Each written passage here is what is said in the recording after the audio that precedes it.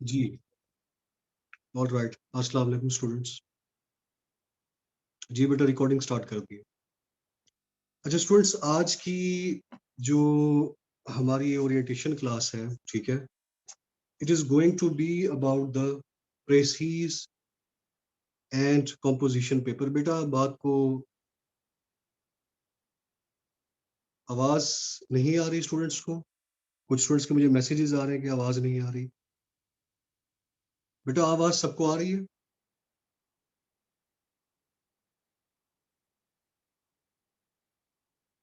ये मुझे काइंडली बताइएगा कि आवाज आ रही है सबको।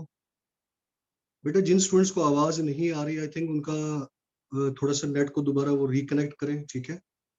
या प्लीज डू नॉट आस्क, थोड़ा सा डिस्टरबेंस ना क्रिएट कीजिएगा।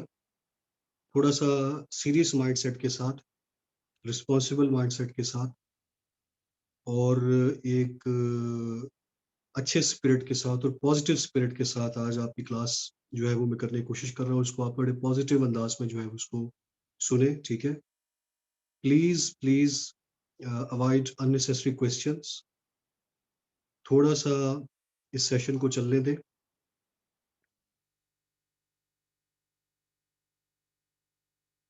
Please stop asking questions and stop doing comments. छोड़ दें अपने जो टाइपिंग आपके स्क्रीन है उसको जरा छोड़ दें, मोबाइल या अपने गैजेट्स को सामने रखें, हैंड फ्री लगाएं और सुकून से जरा सुने जो मैं कह रहा हूँ। ये थोड़ा सा ये इन चीजों से गुरेज करें, ठीक है, बातों से। अच्छा, सबसे पहली बात तो ये है स्टूडेंट्स के welcome you all of you to this precis and composition का जो ये ग्रुप है, ये जो सेशन है, उसके अंदर आप सबको बहुत वेलकम है मेरी तरफ से। A brief introduction of myself. My name is Mohammed Umair Akhtar, and I have qualified PMS 2017, PMS 2018, and CSS 2019. And I have been teaching Precis and composition for almost 3.5 years. Why I'm teaching these subjects? Because I have secured highest marks in essay as well as comprehension. So that is why I'm teaching these two subjects. All right. And I have done MPhil from NUST in biotechnology. आज की ये जो orientation class है प्रेसीज की, इसको आप लोगों ने बड़े इत्मीनान के साथ और बड़ी तसल्ली के साथ सुनना है। इस पूरी क्लास को, आज की ये जो ओरिएंटेशन क्लास है, इस पूरी क्लास को I have divided into two main sections. दो मेन सेक्शंस में आज की क्लास डिवाइडेड है। एक सेक्शन है जिसमें हम ओवरऑल कोर्स को अंडरस्टैंड करेंगे, overall breakup of classes understand करेंगे। हम देखेंगे कि पूरी कोर्स की प्लानिंग क्या है, ब्रेकअप ऑफ क्लासेस की तरह किस तरह से होगा, और किस तरह से हम इस सेशन में अपनी क्लासेस को लेके चलें। So first part is the plan of action about this course. How we are going to plan this course, how we are going to conduct the classes, what will be the timing, on what days the precies will be evaluated, how we are planning to deal with this course. एक part तो ये है, सो that आपको एक plan of action, एक picture आपको clear हो कि हमने इस क्लास में मूव करना कैसे है basic. Second part of this lecture is the rules, regulations, and methodology of the precise formulation. जो दूसरा पार्ट है इस लेक्चर का, उसमें हम देखेंगे कि प्रेसी जो होती है उसको फॉर्मुलेट कैसे करना है, उसके क्या रूल्स एंड रेगुलेशंस है, और उसकी क्या मेथडोलॉजी हो। और उसके बाद हम प्रेसी को सॉल्व करना स्टार्ट कर देंगे अपनी थर्सडे वाली क्लास।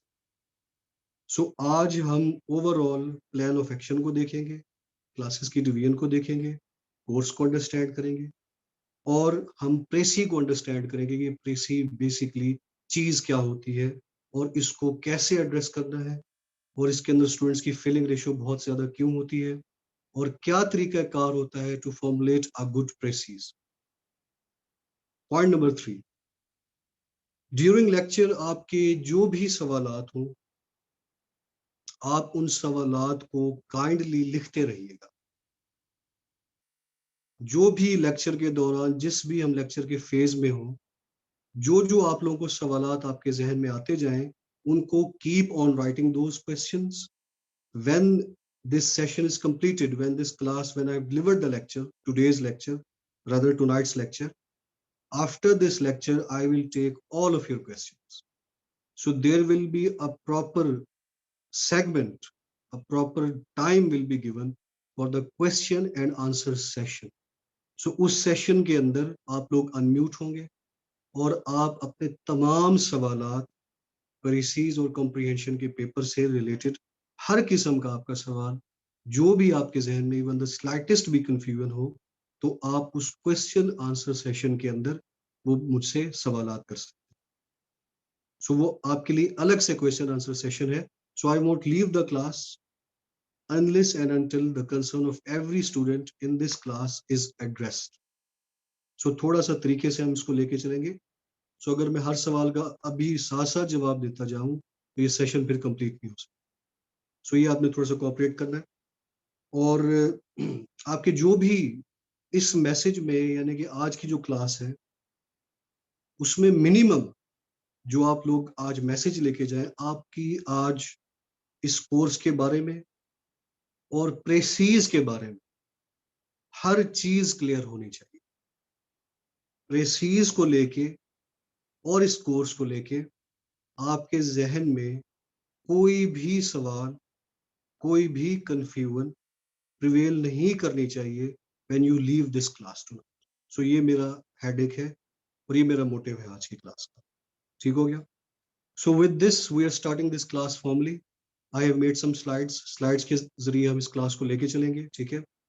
और अभी तक आप लोगों ने प्रेसीज के बारे में या कॉम्प्रिहेंशन के बारे में, इस पेपर बी के बारे में जो भी आप लोगों के माइंड में है या जो कुछ अभी आप लोगों ने अभी तक सुना हुआ है इस चीज के बारे में, फॉर 1.5 आवर, आधे 1.5 घंटे के लिए उसको जरा साइड पे रखते हैं और जो चीजें मैं बताने लगा उसको पूरे इन्हमाक के साथ, पूरी कंसंट्रेशन के साथ और एक सीरियस टोन के साथ और एक सीरियस माइंडसेट के साथ इसको सुने. So we are starting this right now.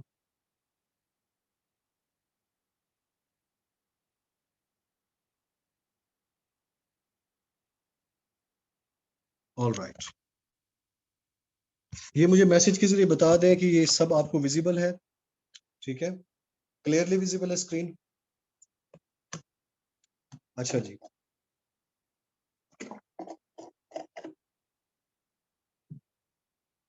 बेटा इस पे ना लिखे हैं बेटा, please don't write on this.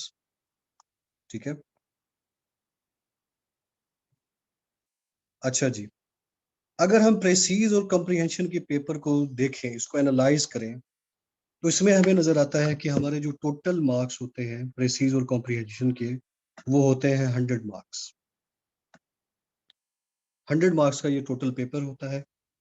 अब इसके अंदर मार्क्स की डिवीजन किस तरह से है कि जो प्रेसीज है वो 20 नंबर की होती है,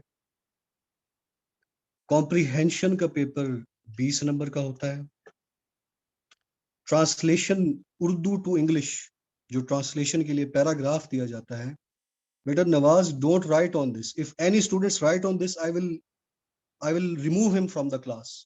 Don't write on this. Do not write on the screen.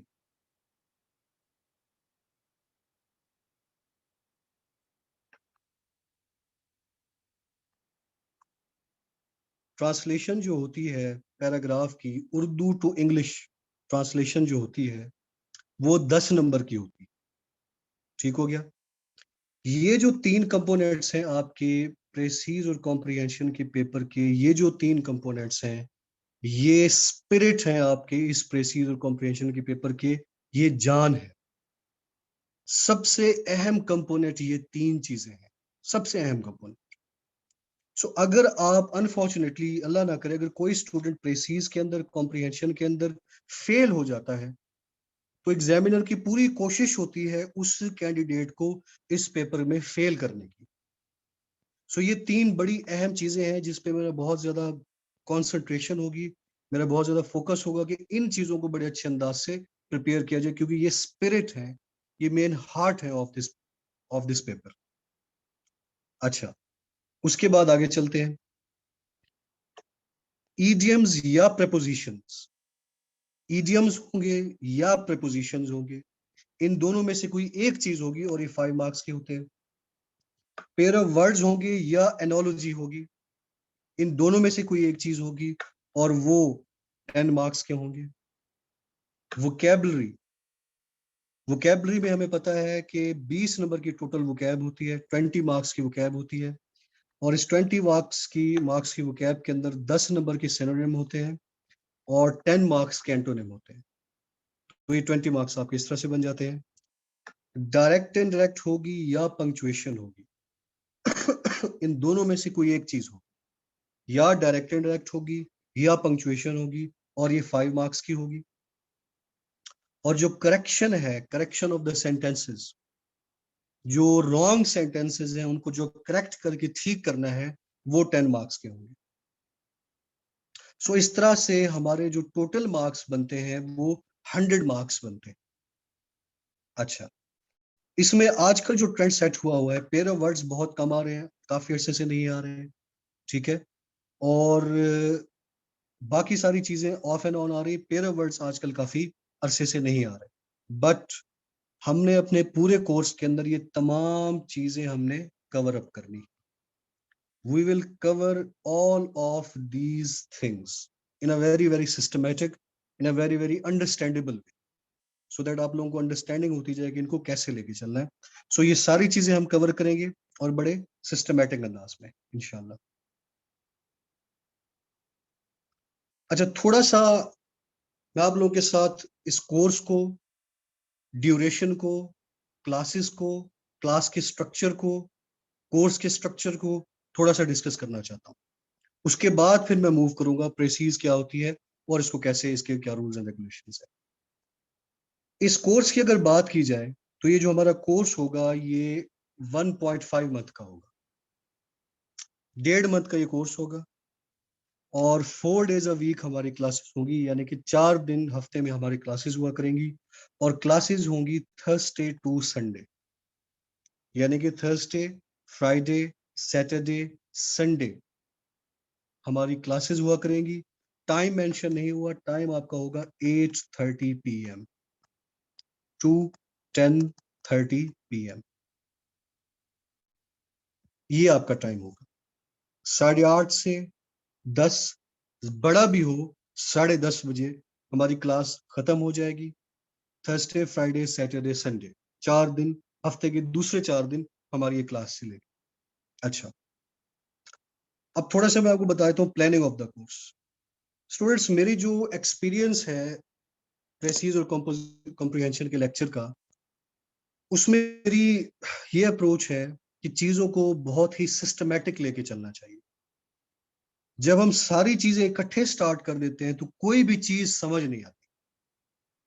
तो इसलिए मैंने ये चीज डिसाइड की है कि पहला पूरा हफ्ता आपका जो फर्स्ट वीक है complete, that is reserved only for the precis.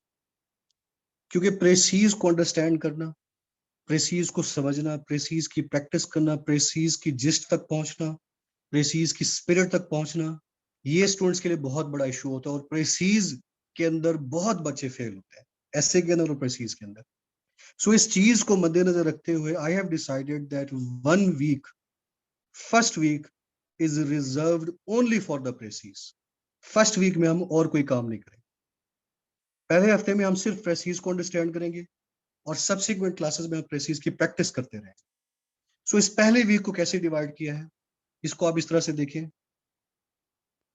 कि first 2 days lecture will be given. पहले 2 दिन आपका प्रेसी के ऊपर लेक्चर होगा, कंप्लीट लेक्चर होगा आपकी प्रेसीज के ऊपर।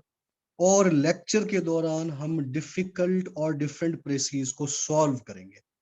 सो पहले 2 दिन आपने कोई काम नहीं करना, आपका कोई होमवर्क नहीं है।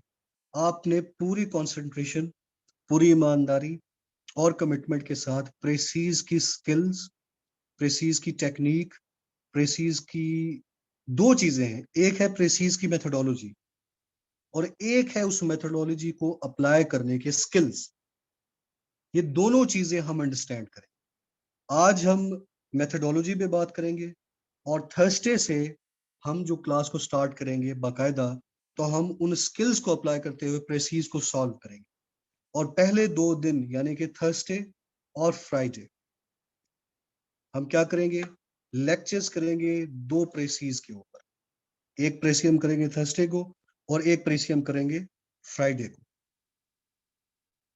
सो उसमें आपने सिर्फ अंडरस्टैंड करना है कि स्किल्स क्या है, प्रेसी को स्किल आउट कैसे करना है, बनाना कैसे है। अच्छा, थर्ड और फोर्थ डे यानी कि सैटरडे और संडे को the task will be assigned, आपको टास्क दिया जाएगा। Students will solve the given task. उस टास्क में होगा क्या, आपको प्रेसी असाइन की जाएगी, यानी कि थर्ड डे और फोर्थ डे आप प्रेसी सॉल्व करके लेके आएंगे। It will be evaluated in the class, class के अंदर इवेल्युएशन होगी। And after the evaluation lecture will be delivered on that task और द प्रेसीज। सो पहले तमाम स्टूडेंट्स की इवेल्युएशन होगी स्टेप बाय स्टेप, उसके बाद I will deliver the lecture on that precis, so that आपको क्लियर अंदाजा हो जाए कि इसको हैंडल कैसे करना था। सो पहले हफ्ते की ड्रिल, पहले 2 दिन हमने सिर्फ प्रेसी को अंडरस्टैंड करना है, प्रैक्टिस नहीं करनी आपने। अगले 2 दिन आपने प्रैक्टिस करनी है, सॉल्व करके लेके आना है, और इवेल्युएशन होगी। इवेल्युएशन कैसे होगी ये मैं अभी आपको थोड़ी देर में बताऊंगा, उसका तरीकाकार भी मैं आपको समझाऊंगा कि इवेल्युएशन हम कैसे करेंगे क्लास के लिए। सो विद दिस पहला हफ्ता जो हमारा होगा that is exclusively reserved for precis, सिर्फ प्रेसीज हमने करनी, और हमने किसी कंपोनेंट के साथ छेड़खानी नहीं की, सो दैट आपकी फेयर अंडरस्टैंडिंग डेवलप हो जाए। दूसरे दिन हमने क्या करना है,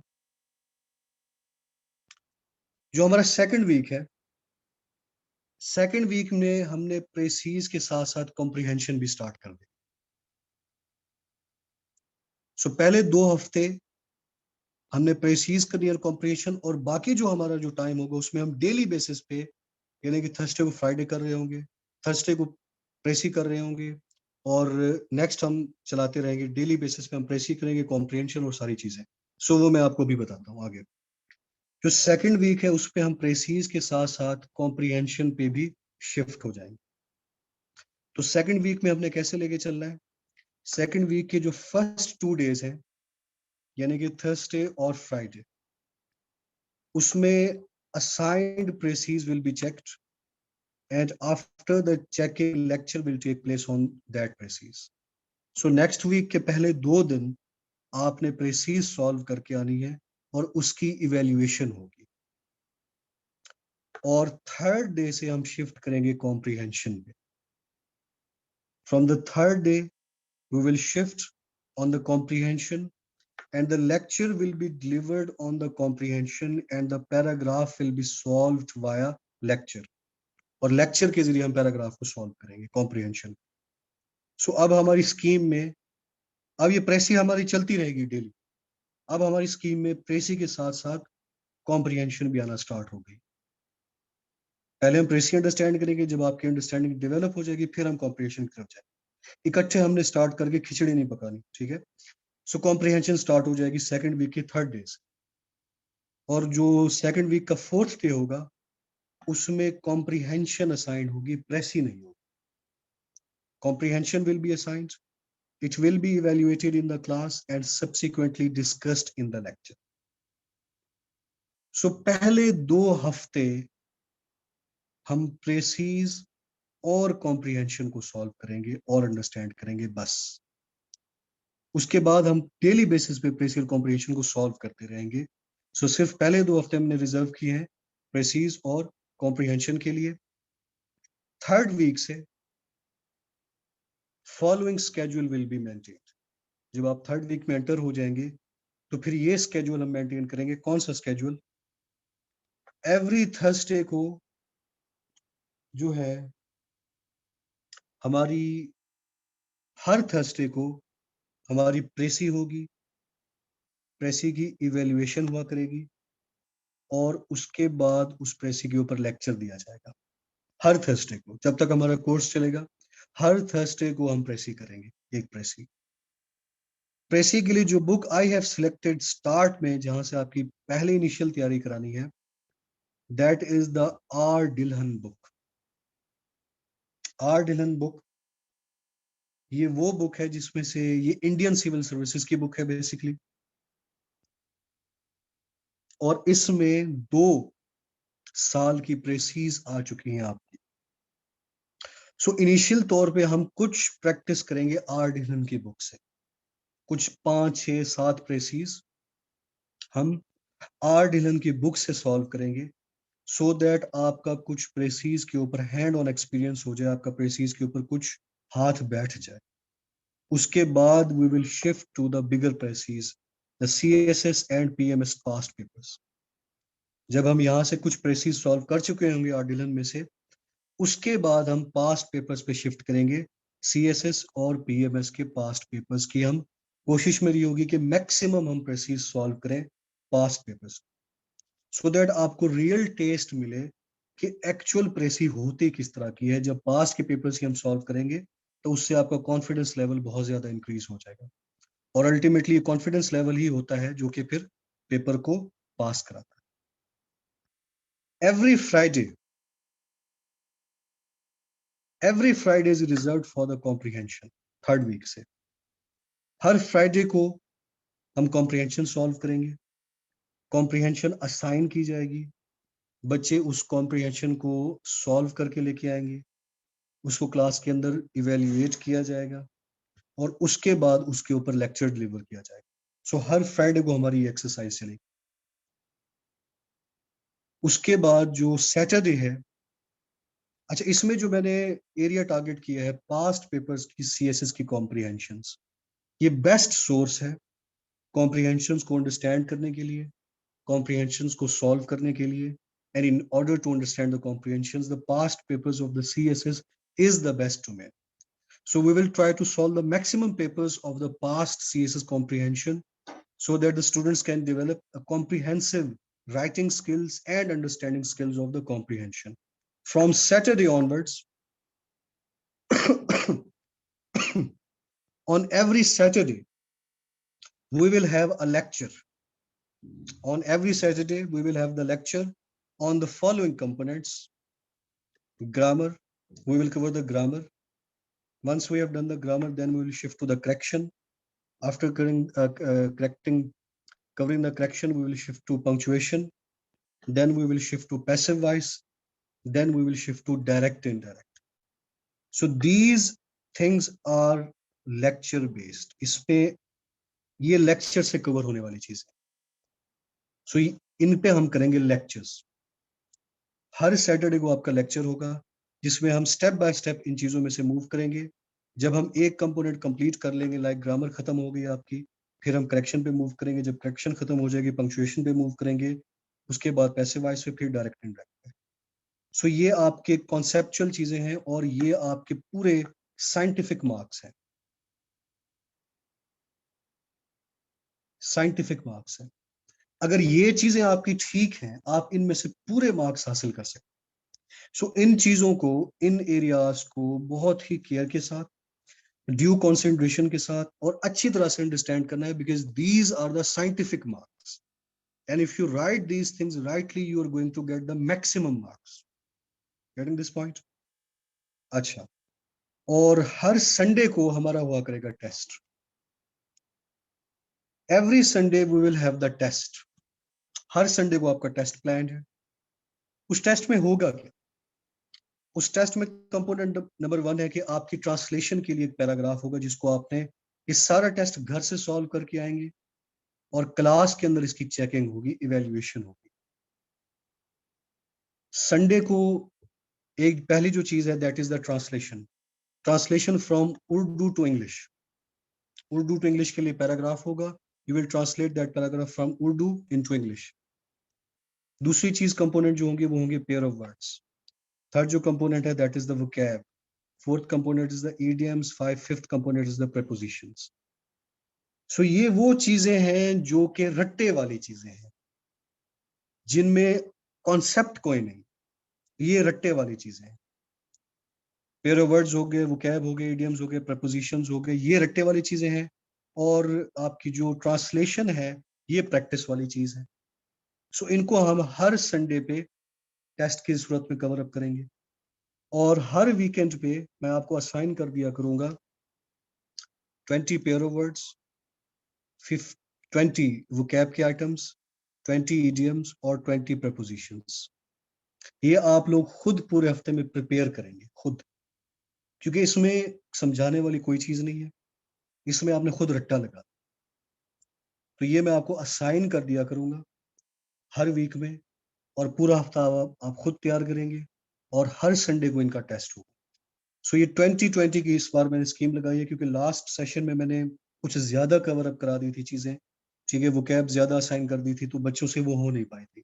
सो अब मैंने डिसाइड किया कि 20 सारी चीजें होंगी आपकी, सो दैट आप आराम से इनको कवर अप कर सकें और आपका ये सेशन प्रोडक्टिव हो। दिस पॉइंट इज क्लियर, ठीक है। सो और जो टास्क होगा टेस्ट के लिए, that will be assigned on every weekend. For example आज संडे है, आज जब आपकी चेकिंग होगी तो आज रात को ही मैं टास्क अपलोड कर दूंगा आपके ग्रुप्स पे कि इतने पेयर ऑफ वर्ड्स हैं, इतने वोकैब है, इतने इडियम्स, इतने प्रोपोजिशंस हैं और ये पैराग्राफ है। इसको आपने तैयार करना है, और इनका टेस्ट होगा, इन्हीं में से इन्हीं चीजों का टेस्ट होगा संडे को, नेक्स्ट संडे को।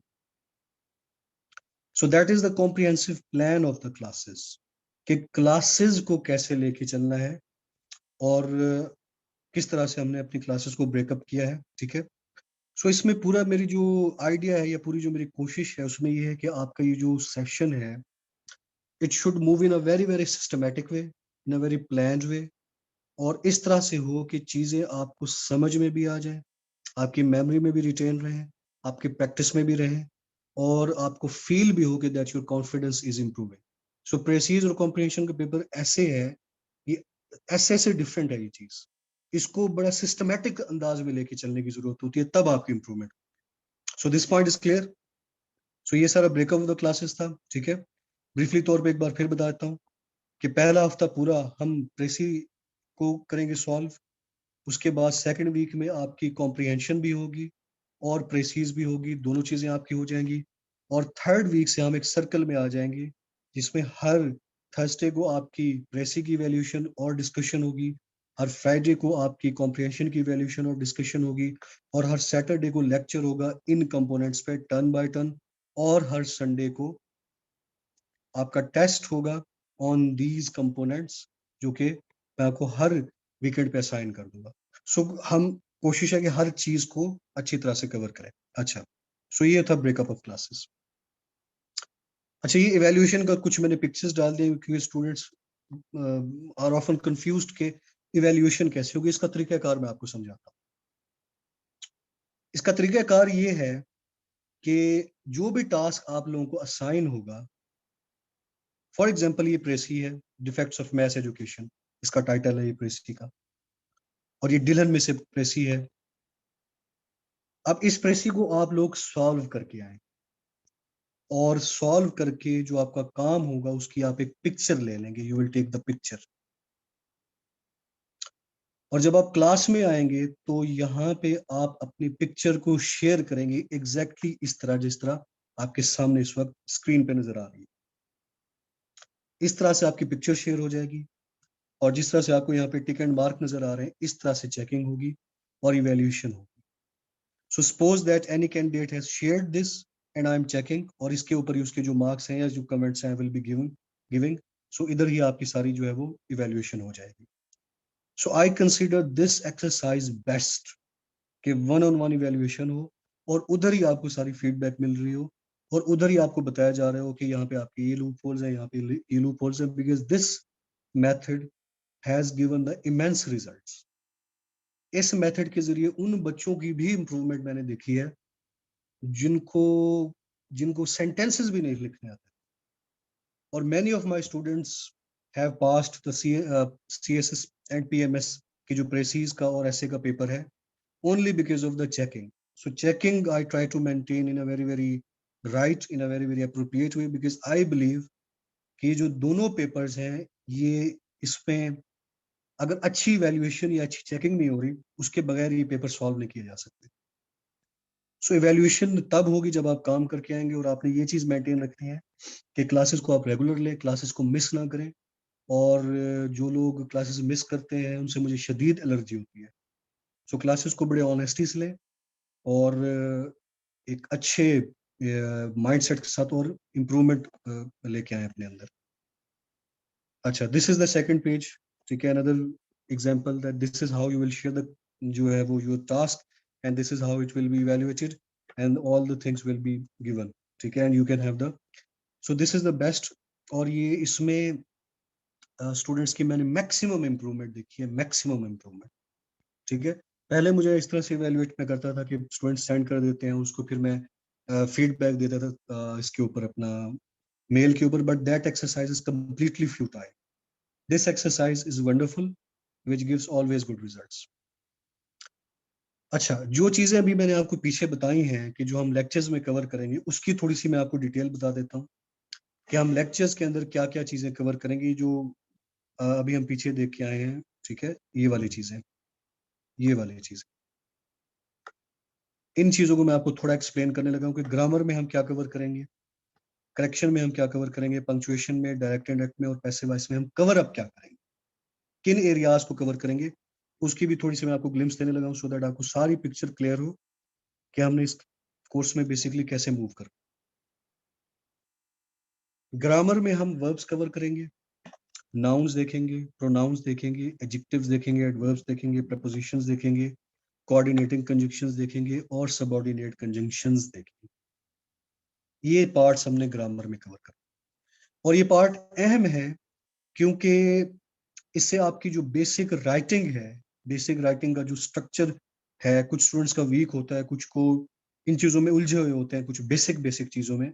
सो आइडिया ये है कि आपका इस कोर्स के साथ आपका जो बेसिक है वो भी एक बार ब्रश अप हो जाए, वो भी एक बार आपका रिवाइज हो जाए, ताकि आपकी चीज़ें जिनको नहीं पता उनको पता चल जाए, और जिनको पता है उनकी चीज़ें मजीद कंसोलिडेट हो जाए।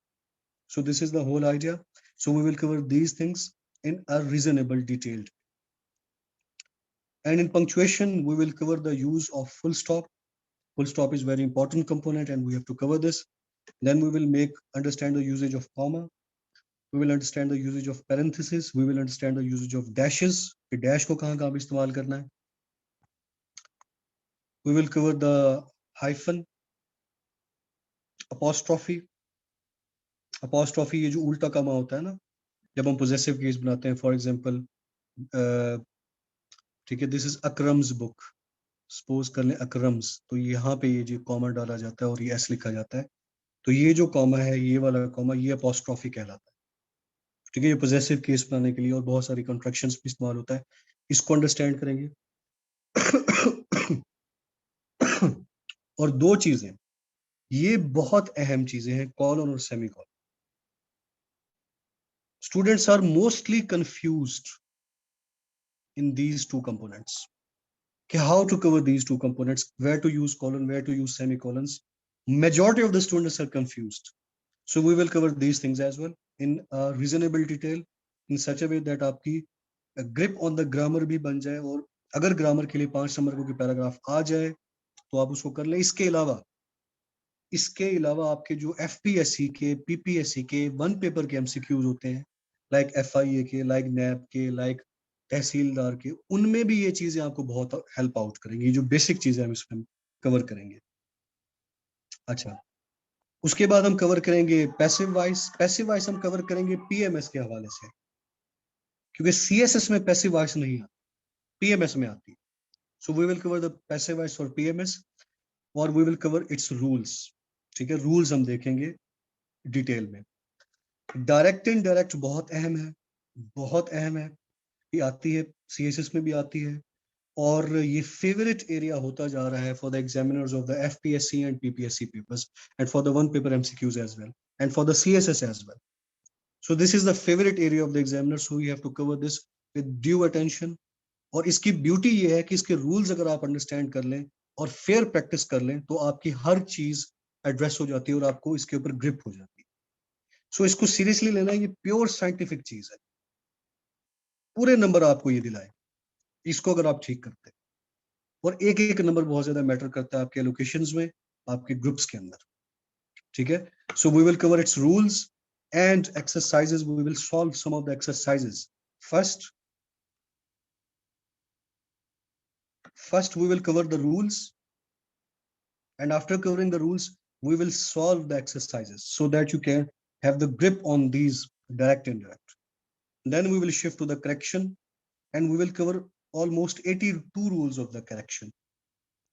And none of the correction that will be asked in your CSS, any of the corrections will be asked in your CSS will inshallah not be out of these 82 rules. Maximum हम rules cover करेंगे, और जो मेरी observation है कि all the papers that I have seen, all the correction is derived from these 82 rules. So we will cover these rules. This is very important area. 10 marks हैं आपके इसके, और ये 10 marks straight आपके scientific number है, और ये 5 straight directorate के scientific. 15 number आपके 15 out of 15 you can get, अगर आप इन चीजों को सही तरह से अंडरस्टैंड करें और प्रैक्टिस करें. सो करेक्शन को हम डिटेल में देखेंगे, ठीक है. This is my important area and most considerated area, क्योंकि ये 10 नंबर की आपकी आती है और इसको अच्छी तरह से कवर होना इसका जरूरी है. सो इन 82 रूल्स को आपने अच्छी तरह अंडरस्टैंड करना है, होपफुली इसमें से कोई बाहर नहीं होगा. सेंटेंस की टाइप्स करेंगे. सेंटेंस की टाइप्स मैंने इस बार इनकॉर्पोरेट किया है, लास्ट सेशन में भी इनकॉर्पोरेट किया था, और इस सेशन में किए, इससे पहले सेशंस में नहीं होता था. रीजन बीइंग, क्योंकि मुझे कुछ नजर आया है स्टूडेंट्स का ना, कुछ students are struggling, some of the students are always struggling with the sentence types. Some of the students don't know how to formulate the simple sentence. Some of the students don't know how to formulate the complex, compound and compound complex sentence. And these sentences are very important to understand if you want to write right precise. You must be very, very much familiar with the basics of the sentences. क्योंकि प्रेसी एक ऐसी चीज है जिसमें बच्चा expose हो जाता है. उसका कॉग्निटिव लेवल क्या है, उसका अंडरस्टैंडिंग लेवल क्या है, उसका रीराइटिंग लेवल क्या है, वो सारी चीजें एक्सपोज हो जाती है. सो इन चीजों को I have incorporated in this session so that आपकी ये जो चीजें जिनको नहीं पता उनको पता चल जाए, और the students who know these things उनकी ये चीजें मजीद कंसोलिडेट हो जाए. So this is the beauty of writing, कि सिंपल लिखना आता हो आपको, कॉम्प्लेक्स लिखना आता हो, कंपाउंड लिखना आता हो, कंपाउंड कॉम्प्लेक्स लिखना आता हो, variety of sentences, alteration, articulation of the sentences, and this will help you in your essay paper as well. So this is another important area that I have incorporated in this session to help the students. So ये जो सारी चीजें हैं अच्छा, अभी तक हमने जो देखा है, हमने एक segment of our orientation class अभी तक कंप्लीट की, कि जिसमें हमने अपनी क्लासेस को देखा है, अपने स्ट्रक्चर को देखा है, अपने प्लान ऑफ एक्शन को देखा है, कोर्सेज को देखा है, और ये सारी चीजें हमें एक डायरेक्शन को देखा है कि कैसे लेके चलेंगे. So one part of the orientation we have covered. ये सारी चीजें स्टूडेंट्स काइंडली मैसेज करके बताएं, ठीक है. ये जो हमने प्लान ऑफ द क्लासेस देखा है और जो हमने ये स्ट्रक्चर देखा है, ये सारा ये चीजें क्लियर होगी आप लोगों को, ठीक है. These things are clear. हाँ जी स्टूडेंट्स, मैसेज करके, ठीक है. अगर क्लियर नहीं भी हुई या कोई सवाल है तो इस क्लास के एंड में आप सवाल कर लीजिए, ठीक है. अच्छा, अब हम शिफ्ट हो रहे हैं एरिया नंबर 2 पे, और ये बड़ा इंपॉर्टेंट एरिया. और अब जरा अपने सेंसेस को और अपने जरा विट्स को और अपने सेंसेस को जरा बहाल रखिएगा, कि अब हम अंडरस्टैंड करने लगे हैं प्रेसीज को अब हम अंडरस्टैंड करने लगे हैं. प्रेसीज क्या होती है, इसके क्या क्या रूल्स हैं, इसकी क्या क्या मेथडोलॉजी है, वो क्या रीजंस हैं जिसकी वजह से लोग प्रेसीज में फेल होते हैं, वो क्या चीजें हैं जो प्रेसी में करनी चाहिए, और वो कौन सी चीजें हैं जिनको प्रेसी के अंदर अवॉइड करना चाहिए.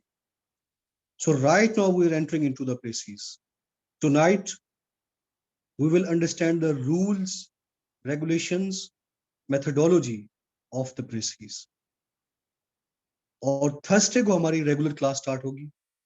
थर्सडे की क्लास में इन रूल्स को अप्लाई करते हुए हम एक प्रेसीज सॉल्व करेंगे. प्रॉपर प्रेसीज हम थर्सडे को सॉल्व करेंगे.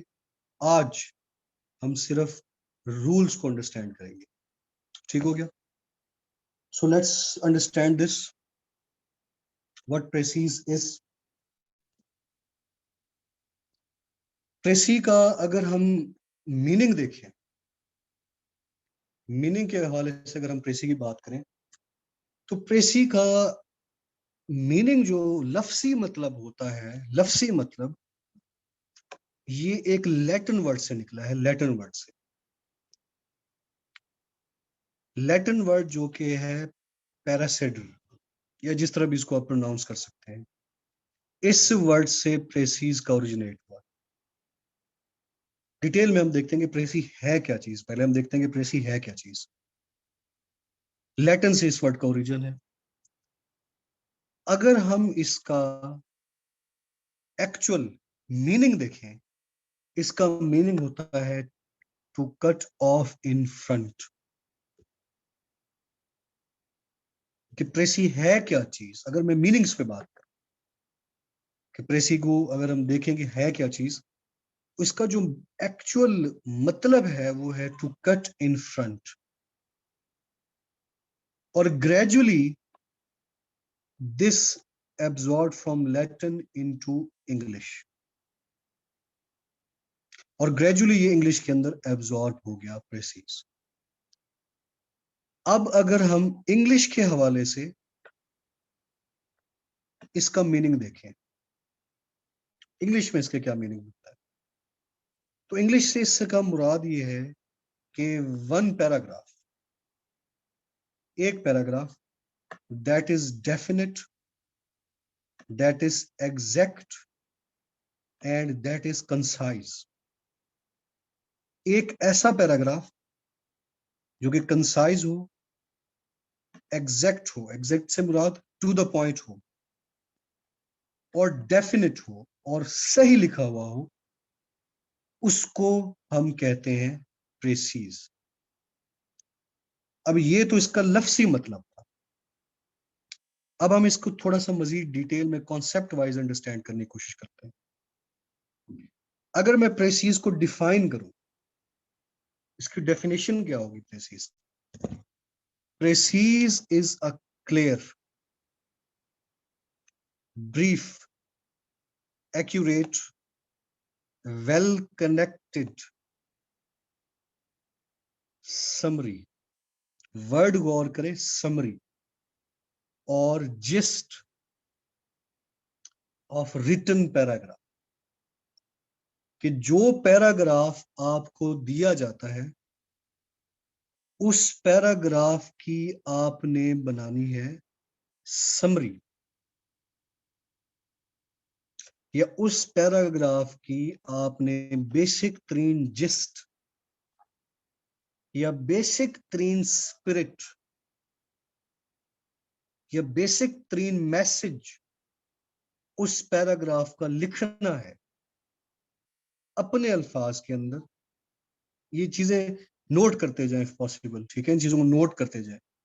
गिवन पैराग्राफ को समराइज करना है और अपने अल्फाज के अंदर लिखना है, इन योर ओन वर्ड्स, अपने अल्फाज के अंदर लिखना है।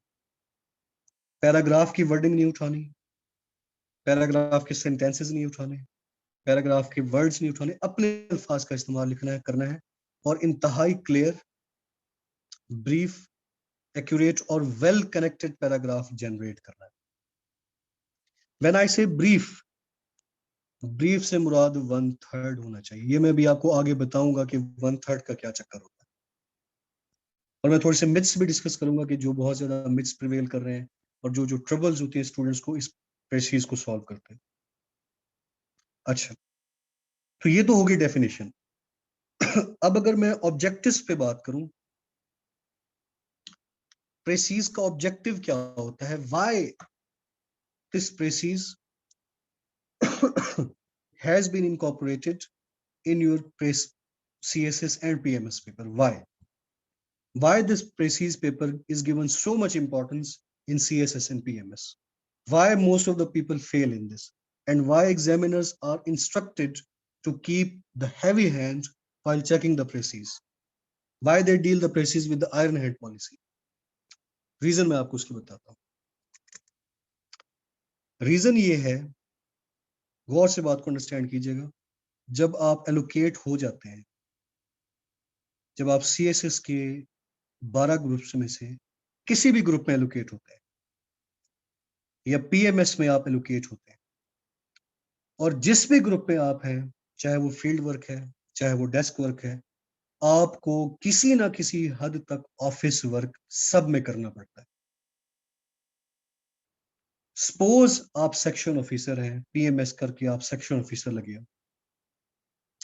अब डेली जो फाइल्स होती हैं, उन डेली फाइल्स के साथ एक समरी भी बनाई जाती है। गौर से अंडरस्टैंड कीजिएगा, जो भी फाइल होती है उस लेंथी फाइल के साथ एक पेज की समरी भी बनाई जाती है।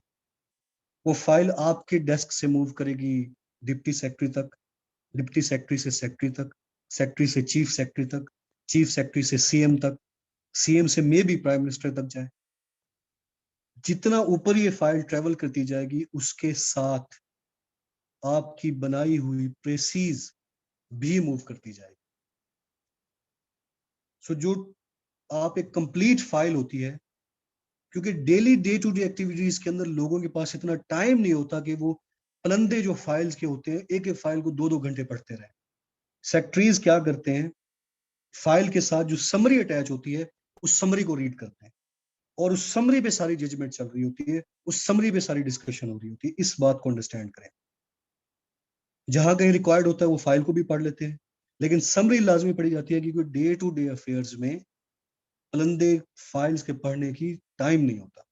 सो समरी देखते हैं, उसको, फाइल को एक नजर देखी, समरी को डिटेल से पढ़ा और केस को अंडरस्टैंड किया, फाइल को एक नजर देखा, समरी को डिटेल से पढ़ा और केस को अंडरस्टैंड किया। ये तरीकाकार होता है। इसलिए समराइज करने की एबिलिटी बहुत इंपॉर्टेंट है, क्योंकि आपका सारा ऑफिस वर्क इस पे चल रहा होता है। ग्राउंड है, ये बेसिक सेल है। इसी तरह अगर आप किसी भी ग्रुप के अंदर, like if you are located in the PSP, suppose कर लें आप पीएसपी ग्रुप में, पुलिस ग्रुप में, और ये जिस तरह भी ये वाकया हुआ है सियालकोट के अंदर, इसकी आपने रिपोर्ट तैयार करनी है, डिटेल्ड रिपोर्ट, और आपने आगे एसपी को फॉरवर्ड करनी है। उस डिटेल्ड रिपोर्ट के साथ आप एक समरी भी तैयार करेंगे, तो वो जो एसपी है वो समरी को भी, रिपोर्ट को देखेगा और समरी को एनालाइज करेगा और केस को अंडरस्टैंड करेगा। सो ये सारी एग्जांपल्स देके आपको इंपॉर्टेंस बताना है कि इसको इतना इंपॉर्टेंस क्यों है सीएसएस और पीएमएस में, क्योंकि आपका सारा ग्राउंड वर्क, अगर आप में से कोई बच्चे बैठे होंगे ऑफिस के, उनको आइडिया होगा कि समरी की कितनी इंपॉर्टेंस होती है फाइल्स के अंदर। सो इसलिए ये बहुत अहम है, और इसलिए यहाँ पे स्टूडेंट्स को बहुत ज्यादा चेक किया जाता है। ठीक हो गया। ऑब्जेक्टिव्स ऑफ द प्रेसीज की अगर मैं बात करूं, तो इसमें प्रेसीज में ये होगा कि जो आपके पैराग्राफ का सेलिएंट आइडिया है, मेन आइडिया या मेन थीम या main meaning of the paragraph, इन चीजों को, मेन आइडिया को, मेन थीम को, मेन मीनिंग को आपने लिखना है अपने अल्फाज के अंदर, in clear, simple, coherent and natural language. अपनी जुबान के अंदर लिखना, ये बार बार कह रहा हूं, while preserving the spirit of the original text। आपने ओरिजिनल टेक्स्ट का मैसेज भी मसख नहीं करना, और उसको सिंपल करके अपने अल्फाज के अंदर भी लिखना है, और इस तरह से लिखना है कि उसका मैसेज भी कन्वे हो जाए, और वो 1/3 भी बन जाए, और वो बहुत सिंपल भी हो, और बहुत कोहेरेंट भी हो, और टू द पॉइंट भी हो, और बहुत सिंपल होनी चाहिए। प्रेसी का मतलब होता है, अगर मैं इसको 2 वर्ड्स के अंदर समराइज करूं, सिंपल प्लस समरी। एक सिंपल सी समरी जो आप बनाते हैं, सिंपल तरीन समरी, कि जिससे मजीद सिंपल ना बनाई जा सके, उस सिंपल समरी को प्रेसी कहा जाता है। ये इसकी सारी स्टोरी। और इस प्रेसी को बनाते हुए यूज योर ओन लैंग्वेज, अपनी लैंग्वेज का इस्तेमाल करें। पैराग्राफ में से चीजें कॉपी पेस्ट ना करें, that can cause the failure of the students. Need of the precis क्या है, ये मैंने अभी आपको बताया, ठीक है। To save the time, as the essence, time is the essence of life. For a person who has no time to deal with the plethora of files, documents and all sorts of the written documents, जो मैंने अभी आपको examples दिए, कितना busy schedule होता है secretaries का और ये वो, तो इतना नहीं टाइम होता है, वो समरी पे ही ज्यादा केस को अंडरस्टैंड कर रहे होते हैं। तो समरी की बहुत अहमियत हासिल है, और जो चीजें ऊपर की टेबल तक मूव करती हैं, सीएम को जाएंगी या बड़े ऑफिसर्स को, तो उन वो जो है वो समरी समरी देख के वो केस को अंडरस्टैंड कर रहे होते हैं। ठीक है, इतना नहीं टाइम होता कि एक एक फाइल के अंदर वो 6 घंटे मुंह डाल के बैठे रहे और उसको अंडरस्टैंड करते रहे। अच्छा, तो ये सारी थी प्रेसी की स्टोरी। ठीक है, कि प्रेसी क्या चीज होती है, इसका ओरिजिन क्या है, इसको क्या तरीकाकार है। अब हम रूल्स ऑफ द प्रेसी डिस्कस करने लगे हैं। रूल्स ऑफ द प्रेसी, कि प्रेसी के रूल्स एंड रेगुलेशंस क्या हैं, और रूल्स से मुराद हम प्रेसी के असूल। अगर मैं प्रेसी बना रहा हूं, मुझे एक पैराग्राफ मिला है, मैंने उसकी प्रेसी बनानी है, तो उस प्रेसी बनाने के रूल्स क्या है, तो किन रूल्स पे रह के मैंने वो प्रेसी बना, रूल्स अंडरस्टैंड कर लें या मेथोडोलॉजी अंडरस्टैंड कर लें, एक ही बात है। इन रूल्स को अंडरस्टैंड करते हुए इन रूल्स को फिर अप्लाई करके एक पैराग्राफ की प्रेसी बना। सो अभी हम रूल्स को अंडरस्टैंड करें, उसके बाद हम थर्सडे को इन रूल्स को अप्लाई करके प्रेसी बनाएं। Questions letter. सबसे पहला जो रूल है, that is the title. Point number 1, पहली चीज title. Title of the precis. हर प्रेसी का एक टाइटल। टाइटल इस तरह, मैंने अभी आपको एक पैराग्राफ दिखाया था चेकिंग वाला। ठीक है, let me go to that paragraph again, वहां से मैं आपको थोड़ा सा एक टाइटल का ग्लिम्स दे दूं। ये टाइटल है, दिस इज द टाइटल। ये defects of the mass education, ये उस पैराग्राफ का टाइटल है। सो जो भी पैराग्राफ आप बनाते हैं, उस पैराग्राफ का आप एक टाइटल ऊपर देते हैं। मैं इस टाइटल को समझाने लगा हूं, ये बहुत अहम होता है। ये जो टाइटल है, अब यह ये टाइटल मैं आपको समझाने लगा हूं।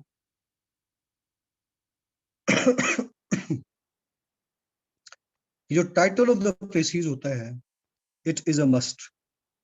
आपने लाजमी टाइटल बना। बाज औकात examiner will ask give the appropriate title, बाज औकात he won't ask give the title. In both of the situations you have to formulate the title, क्योंकि it carries 5 marks. Title is very important and it carries 5 marks. So if you don't give the title, your 5 marks are deducted. So title is very important. अगर उसने नहीं भी कहा हुआ, फिर भी आपके लिए फर्ज है कि आप टाइटल दें उस प्रेसी का। Point number 2, give the title even if it is not asked. अगर नहीं भी पूछा गया, फिर भी टाइटल देना। अगर मैं टाइटल को डिफाइन करूं, टाइटल होता क्या चीज है, डिफाइन करूं, तो ये वर्ड सबसे बेहतरीन है। Title is the precis of the precis. कि जो आपने प्रेसी बनाई है, उसकी भी प्रेसी जो होगी वो उसका टाइटल हो। टाइटल एक ऐसी चीज होती है जिसके गिर्द आपकी पूरी प्रेसी रिवॉल्व करती है। टाइटल एक ऐसी चीज होती है जो पूरे पैराग्राफ का जिस्ट होता है। टाइटल एक ऐसी चीज होती है to which the whole of your paragraph is tilted towards. आपका पूरा पैराग्राफ का जो सेंट्रल थीम होता है कि ये पैराग्राफ किस चीज के बारे में है, वो आपका टाइटल होगा। ये पैराग्राफ इंपॉर्टेंस ऑफ टाइम पे है, ये पैराग्राफ थ्योरी ऑफ फाशिज्म पे है, ये पैराग्राफ में जो सेंट्रल मैसेज है पैराग्राफ का, वो उसका टाइटल होता है। अब इसको जब हम प्रैक्टिस करेंगे अपने बार बार प्रेसीज के अंदर, वहां पे आपकी स्किल्स डेवलप हो जाएंगी कि टाइटल को हमने कैसे बनाना। सो हर पैराग्राफ जो भी आप सीएसएस पे एनकाउंटर करेंगे, ठीक है बेटा, ये पिक्चर सबको क्लियर नजर आ रही है? इसको जूम करूं मैं? This picture is clear to everyone? I can zoom it out if you want.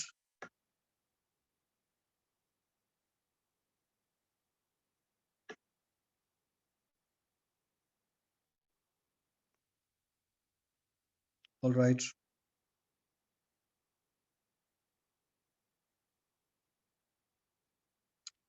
ठीक है। टाइटल जो होगा आपका precis of the precis. For example आपका जो भी पैराग्राफ होगा वो किसी ना किसी थीम पे होगा, किसी ना किसी थीम।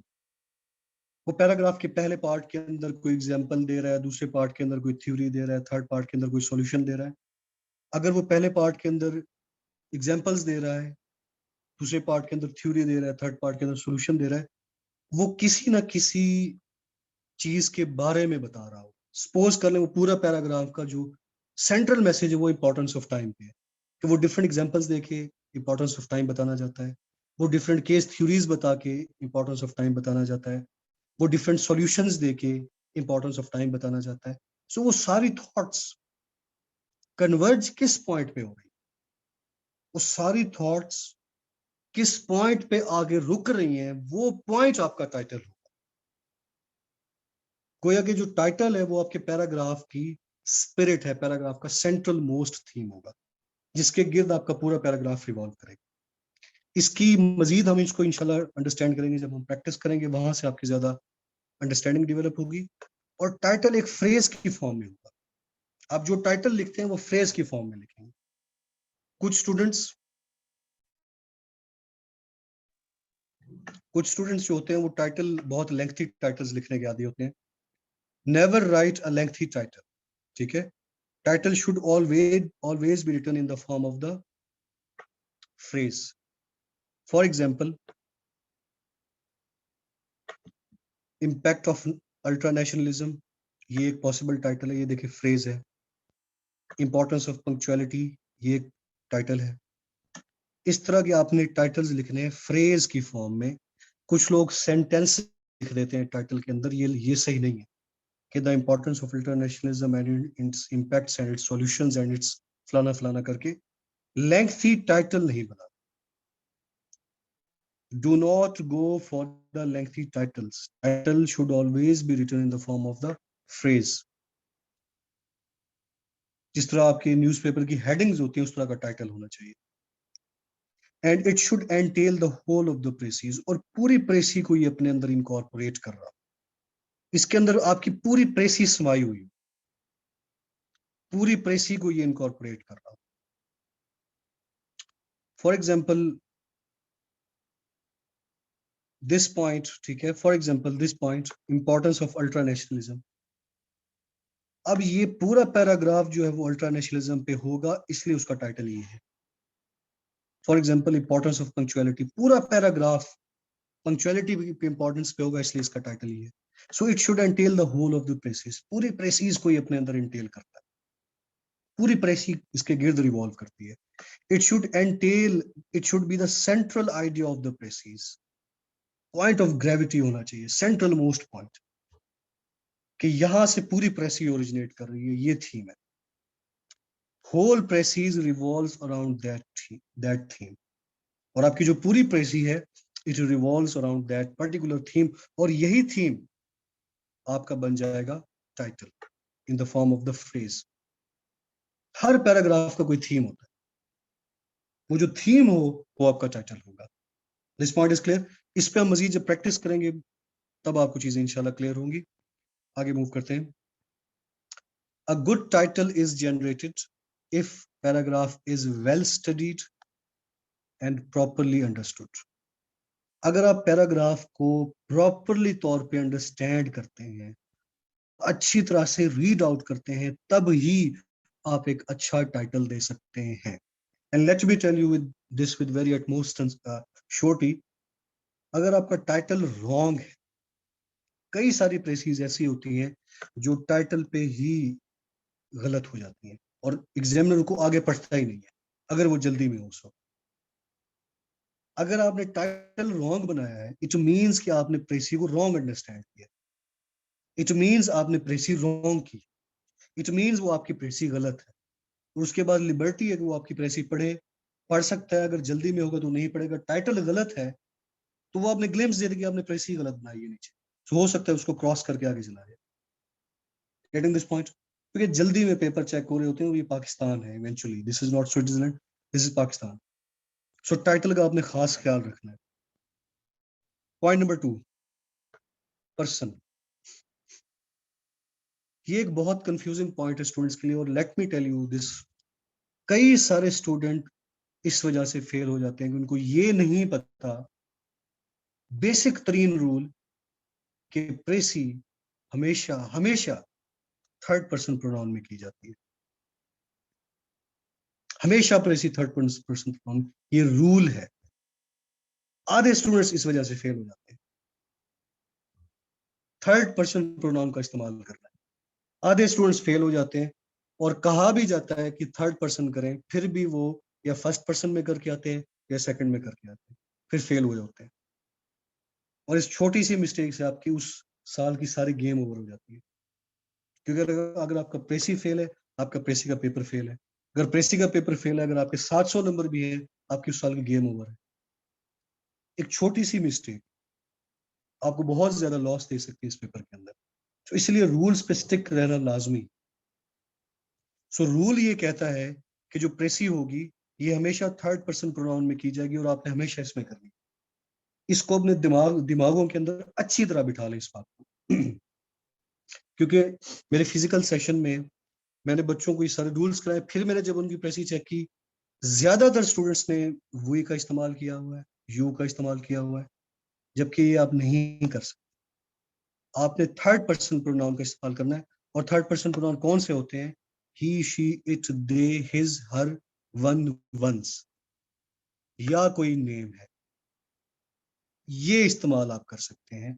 यस, कि author thinks that, he thinks that, she thinks that, one thinks that, one should do this, that. For example 2016 की जो प्रेसी है, ऑथर सेंट्रिक है, उसमें आप ही का इस्तेमाल करेंगे। 2021 की, प्रोबेबली 22 की जो प्रेसी है निजार हसन वाली, उसमें आप ही का इस्तेमाल करेंगे। Strictly avoid the usage of, strictly आपने अवॉइड करना है किन के इस्तेमालात को? I, me, we, you, us. You को भी इस्तेमाल नहीं करना। नो, इनको आप इस्तेमाल नहीं कर सकते। इस चीज को अंडरस्टैंड करें। हमेशा थर्ड पर्सन प्रोनाउन में प्रेसी की जाएगी। ये आप इस्तेमाल कर रहे हैं, आपकी प्रेसी गलत है। हो सकता है वो पास कर दे, लेकिन बाय रूल गलत है। आप उसको आपने फेल करने की रीजन दे दी है। So don't believe in being lucky, just follow the rules. For example, the writer is of the view, he says that, he thinks that, a person should do that, one ought to do that. So ये सारे third person pronouns हैं। All of these are third person pronouns. So we will make the use of the third person pronouns. Otherwise, our precis is wrong. Keep this point in mind. This point is clear? ठीक है? Third person pronoun होगा हमेशा, ये rule है। Tense,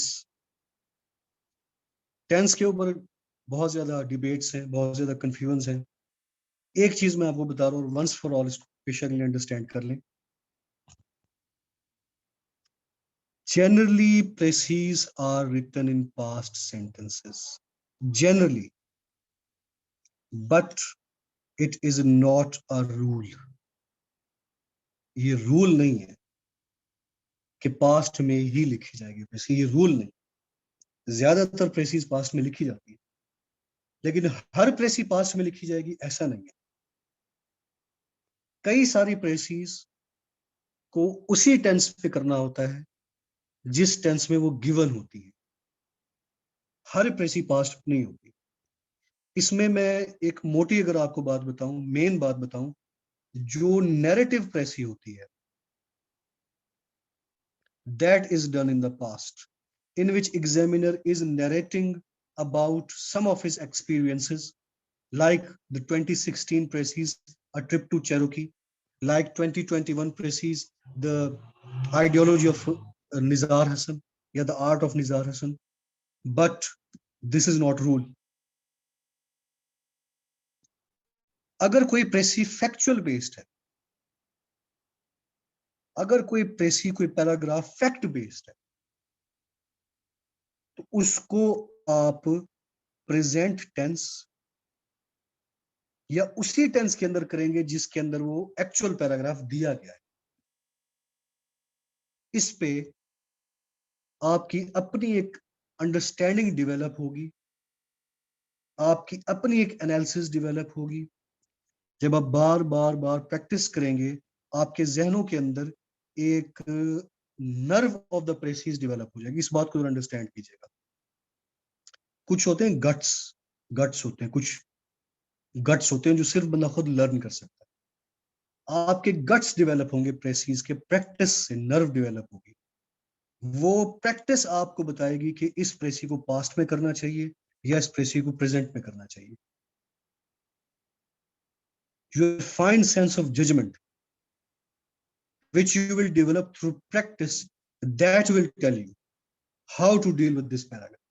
ये इसके most appropriate answer इसका ये है। ये मार्क गेम है प्रैक्टिस, क्योंकि if you do a lot of practice, आप एक उस लेवल पे चले जाते हैं। आई, ठीक है, बहुत सारे मेरे स्टूडेंट्स करते हैं, even I use to do this, कि आपके सामने पैराग्राफ आता है, आप आधे घंटे में 35 मिनट में उसको देख के एनालाइज करके समझ लेते हैं कि इसको यहाँ से कट किया जाए, इस तरह से किया जाए, इस तरह से कट किया जाए, यहाँ से रिड्यूस किया जाए, इस तरह से इसकी प्रेसी बनाई जा सकती है। ये लेवल आएगा सिर्फ प्रैक्टिस, सिर्फ प्रैक्टिस से। Getting this point? So, but in some cases, preces are written in the same tense as the original paragraph. ये जो सम केस है, ये आपको बताएगा आपकी प्रैक्टिस कि किस पैराग्राफ को कैसे डील कर। मेन बात मैंने आपको बता दी, जो फैक्चुअल प्रेसीज है उनको आप पास्ट में नहीं कर सकते। जो यूनिवर्सल फैक्ट्स है, for example sun rises from the east and sets in the west, ये यूनिवर्सल फैक्ट है। Hard work is key to success, ये एक यूनिवर्सल फैक्ट है। इनको आप पास्ट में नहीं कर सकते। अगर कोई नैरेटिव प्रेस है उसको पास्ट में कर सकते हैं। सो इसमें अंडरस्टैंड करने वाली बात क्या है? अंडरस्टैंड करने वाली बात सिर्फ ये है, जहन में ये चीज निकाल दें कि हर प्रेसी पास्ट होती है, ऐसा नहीं होता। अगर आपके जहन में ये चीज है, जो कि मोस्टली स्टूडेंट्स के जहन में होती है कि प्रेसीज इन द पास्ट, ये चीज नहीं। प्रेसी को प्रेजेंट में भी किया जाएगा, पैराग्राफ आपको बताएगा। इस पे हम मजीद बात नहीं करते, जब हम प्रैक्टिस करेंगे तब आपको चीज क्लियर होगी। विच टेंस टू चूज, कौन से टेंस में आप करना है, will be determined mainly through your practice and sense. ये चीज आपको प्रैक्टिस बताएगी, तजुर्बा बताएगा आपका, जब आप बार बार करेंगे। ठीक है, आपकी एक नर्व डेवलप हो जाएगी प्रेसी। फॉर्म ऑफ स्पीच पे आते हैं। Form of speech precis is always written in indirect sentence. इस चीज को भी अंडरस्टैंड करें कि प्रेसी को आप हमेशा इनडायरेक्ट सेंटेंस के अंदर लिखेंगे, डायरेक्ट सेंटेंस में नहीं लिखेंगे। फॉर एग्जाम्पल, ये सेंटेंस है, he said I play cricket, ये डायरेक्ट सेंटेंस है क्योंकि उसकी हम डायरेक्ट बात कोट कर रहे हैं। ये डायरेक्ट सेंटेंस है।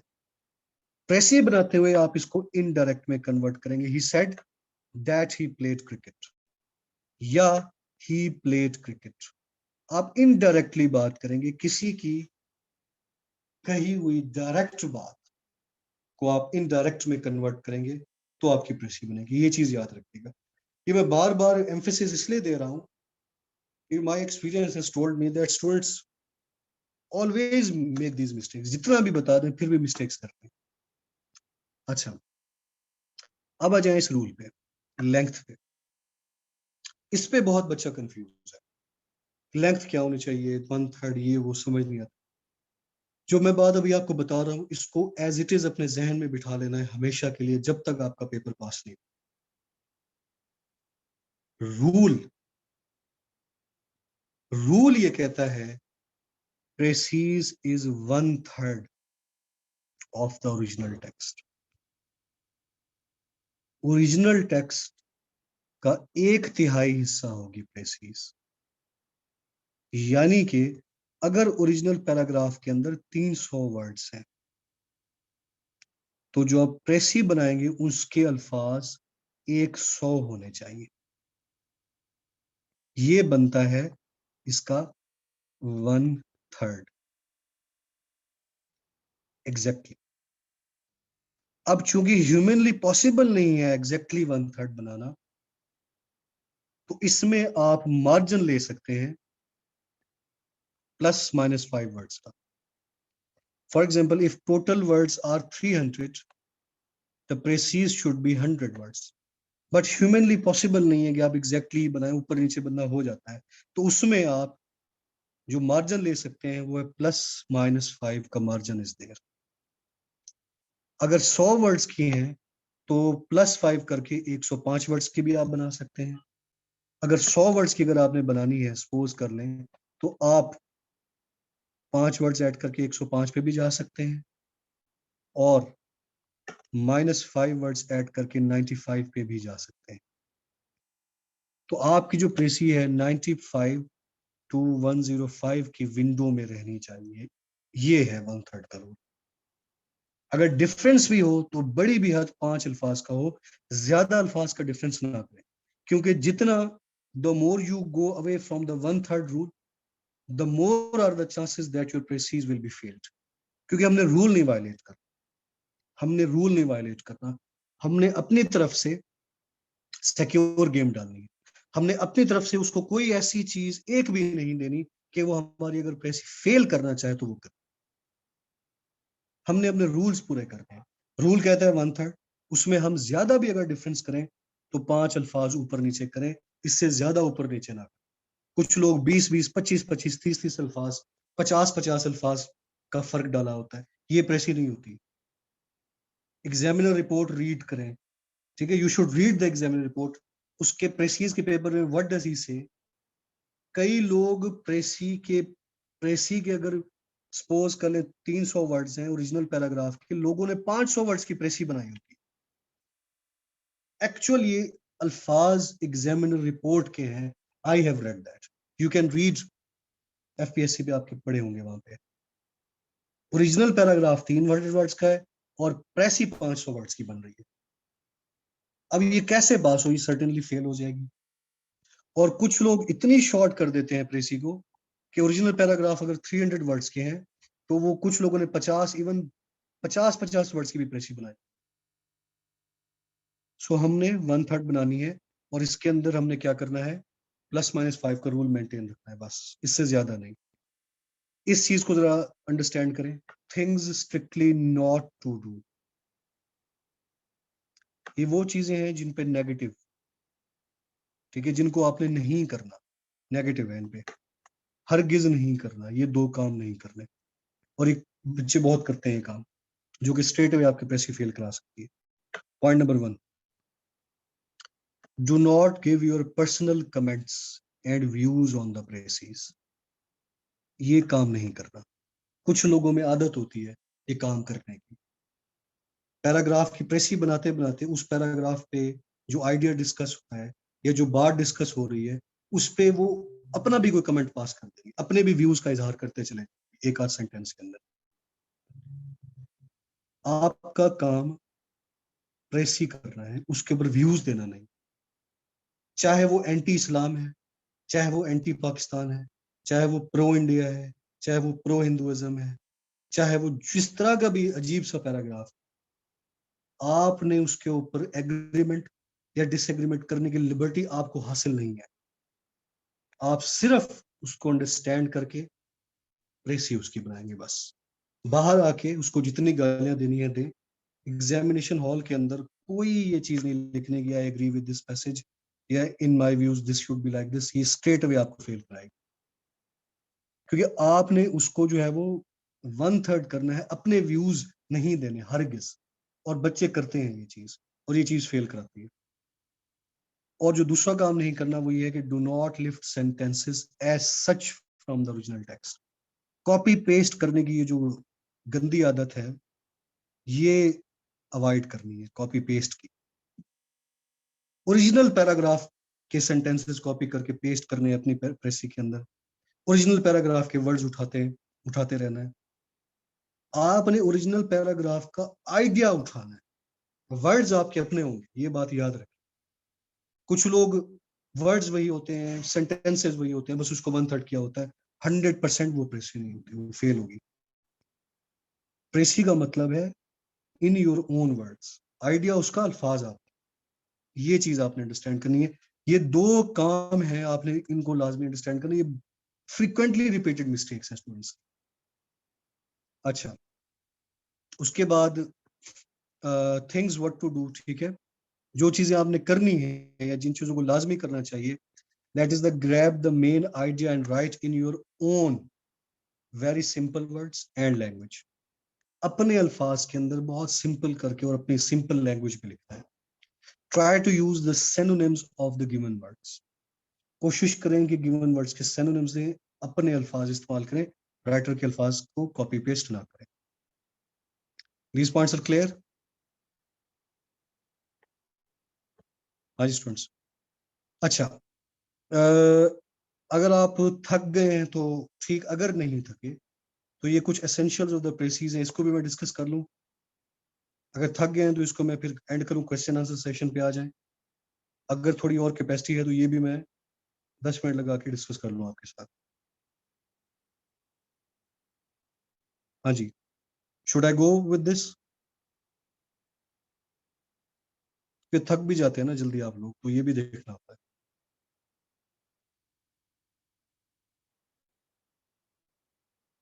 ऑल राइट, इसको प्रोसीड करते हैं। ठीक है, ये बड़ी अहम चीजें हैं, इनको देखते हैं जरा।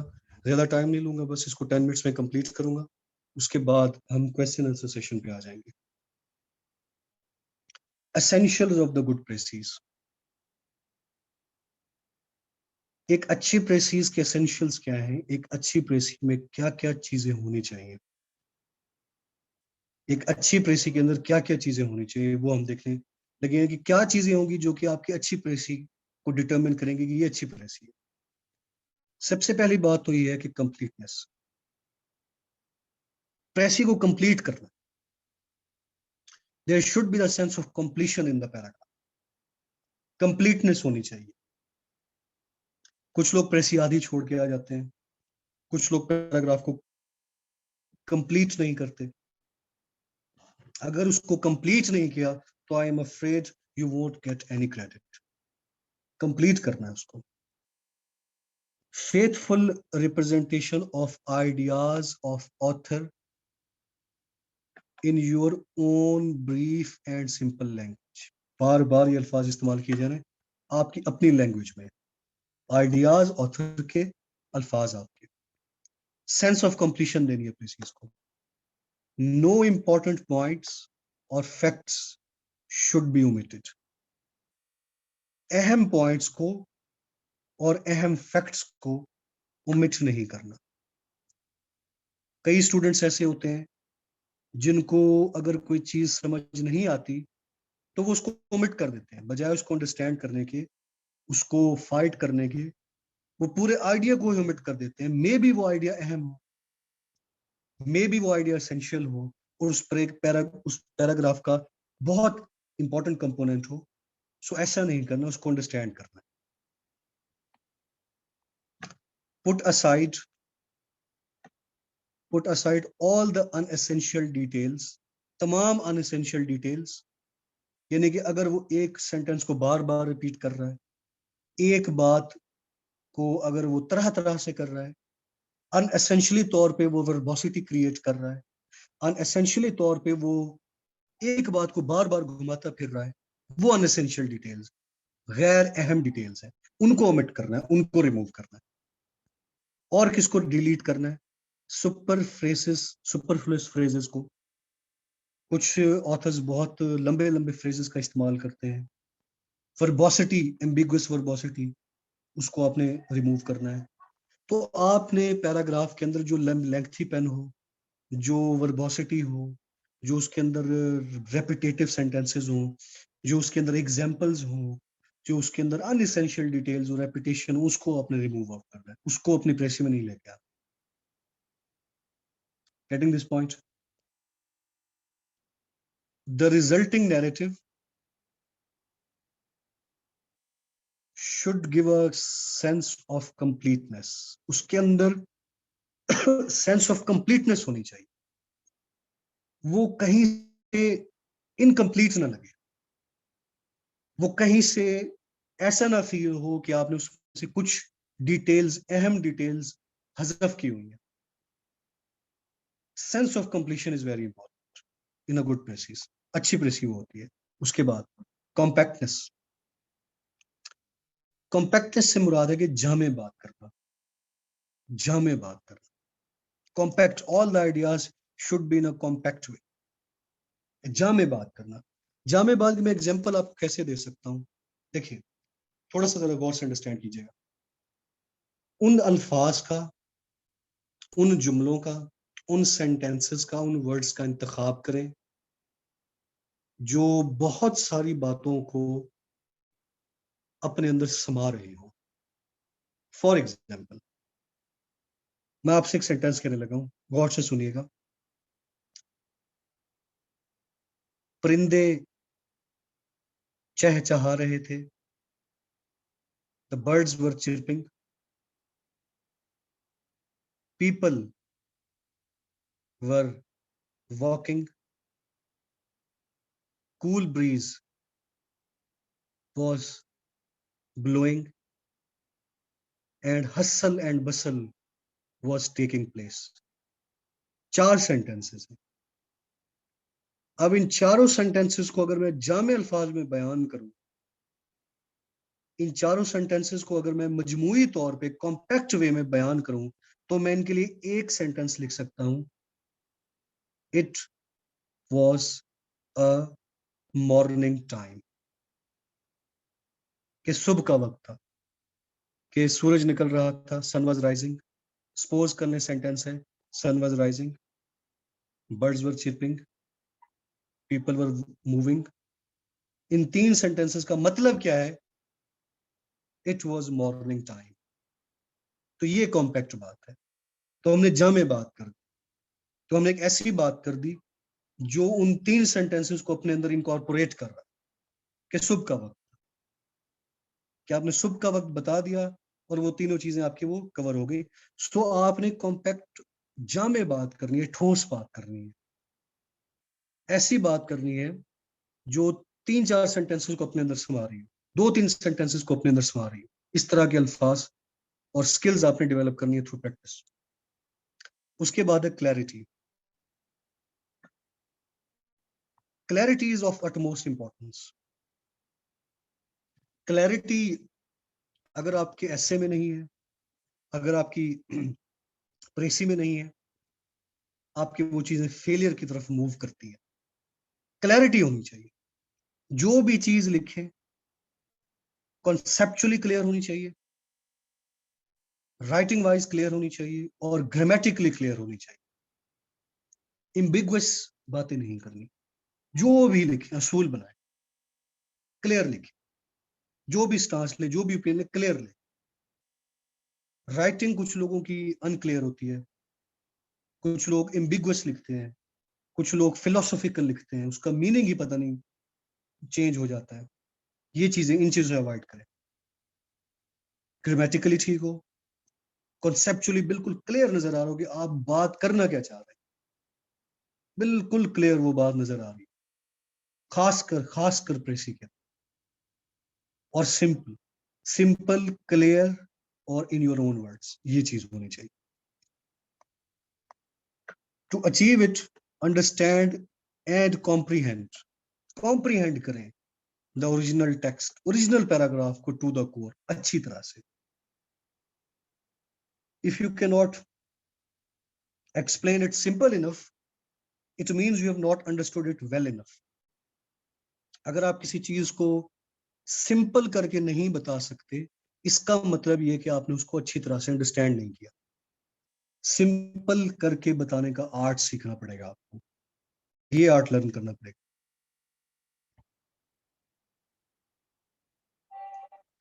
all the ideas all the ideas and message need to be crystal clear, बिल्कुल क्लियर। कुछ लोगों की राइटिंग्स ऐसी होती है कि हाफ हाफ पैराग्राफ पढ़ ले, समझ नहीं आती कि क्या बात कर रहे हैं। So, इस हरकत से आपने थोड़ा सा इज्तनाब करना है। Write the precis in very simple, direct and very clear. इंतहाई सिंपल, इंतहाई डायरेक्ट, इंतहाई क्लियर वे में point number 4 is coherence. Coherence का मतलब होता है तरतीब, तरतीब, सीक्वेंस, कनेक्टिविटी, डायरेक्शन, फ्लो, ये होती है कोहेरेंस।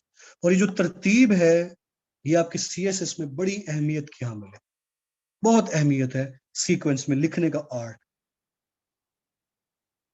ये जिन लोगों के अंदर ये आर्ट होता है उनके बड़े अच्छे मार्क्स आ जाते हैं। कई सारे ऐसे स्टूडेंट्स होते हैं जिनके पास बड़ा नॉलेज होता है but they don't have the right sequencing. On the contrary कई ऐसे स्टूडेंट्स होते हैं जिनके पास नॉलेज कम होता है लेकिन उनका सीक्वेंस, उनका आर्ट बहुत अच्छा होता है, चीजों को सीक्वेंस करने का आर्ट बहुत अच्छा होता है। सो आपकी सीक्वेंसिंग बहुत अच्छी होनी चाहिए, तरतीब में लिखने की आपकी हैबिट होनी चाहिए। अगर आपके पास कम डाटा भी है उसको अगर आप तरतीब से लिखते हैं तो वो बड़ा इम्पैक्टफुल क्रिएट होता है। So coherence means the connectivity of ideas. Connectivity of idea is very important. One idea should be connected with the another idea, second idea, and there should not be any gap or the difference between the two ideas. It should be like a complete story. एक complete story नजर आनी चाहिए, एक मुकम्मल story के तौर पे नजर आना चाहिए, with a proper start and proper end, जिसका proper start हो और proper end हो। एक खूबसूरत सी सीक्वेंस के अंदर स्टोरी होनी चाहिए। Do not write the disjointed and jumbled collection of ideas.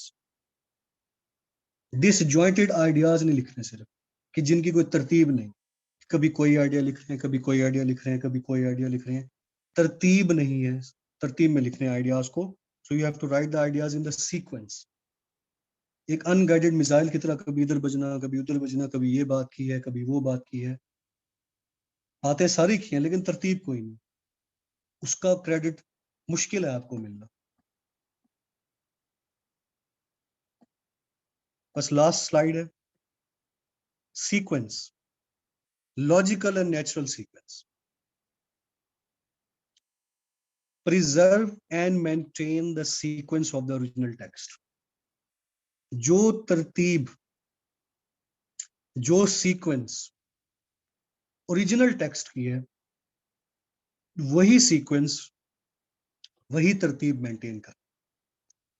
जो ऑथर ने जो बात पहले की है आपने वो बात अपनी प्रेसी में पहले कर, जो बात उसने मिडिल में की है वो बात अपनी प्रेसी में भी मिडिल में करनी है, जो बात उसने लास्ट में की है अपनी प्रेसी में भी वो बात आपने लास्ट में करनी है। तरतीब और आइडिया उसके होंगे, अल्फाज आपके होंगे। सो ये बात भी याद रखिए, सीक्वेंस आपकी वही होगी जो उस पैराग्राफ की सीक्वेंस है। प्रेसी बनाते हुए आप ऐसा नहीं करेंगे कि जो बात उसने आखिर में की है वो आप सबसे पहले कर रहे हो, जो बात उसने पहले की है वो आप आखिर में कर रहे हो, जो बात मिडल में की है उसको आप सबसे पहले कर रहे हो। Sequence will be maintained as per the author.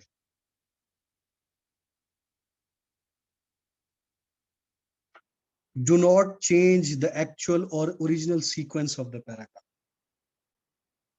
Paragraph की एक्चुअल सीक्वेंस आप तब्दील नहीं करेंगे, जो original paragraph. Do not bring up your own sequence, अपनी सीक्वेंस को नहीं लेके आएंगे, सीक्वेंस उसी की फॉलो करेंगे, तरतीब उसी की। सो ये जिस्ट ऑफ द स्टोरी है। The main theme should run through the sentences as thread runs through the bead of the necklace. कि जिस तरह तस्बीह के गिर्द सारे दाने परोए होते हैं तो आपकी जो प्रेसी है उसके अंदर आपका जो सेंट्रल मैसेज है वो इस तरह से हो कि आपकी पूरी की पूरी प्रेसी उसके गिर्द रिवॉल्व हो रही हो, सेंट्रल मैसेज आपका जो है वो नजर आ रहा हो। This point is clear? हाँ जी। So we are done with the precis. अभी मैं इसको अनशेयर कर रहा हूँ, आपको अनम्यूट कर रहा हूँ। सो आपके जो भी क्वेश्चंस हैं, जो भी सवालात हैं, ठीक है, वो आप कर सकते हैं। लेट मी एक सेकेंड इसको अनशेयर। ओके, एक सेकेंड मैं इसको जरा हैंड फ्री भी लगा लूँ so that I can take all of your questions.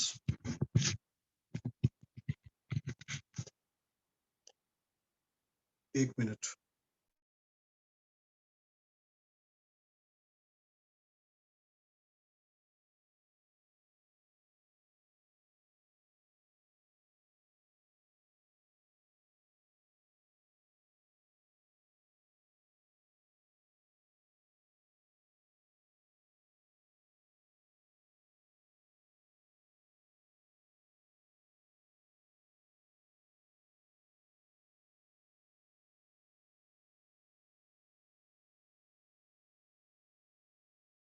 Unmute मैं आपको कर रहा हूँ, 1 मिनट बेटा, 1 सेकंड मैं भी आपको अनम्यूट करता हूँ, so you can ask your question.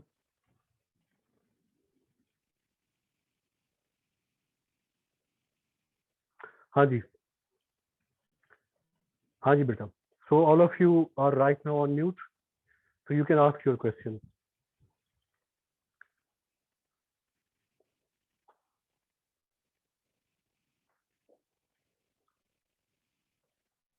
हाँ जी बेटा, आस्क योर क्वेश्चन।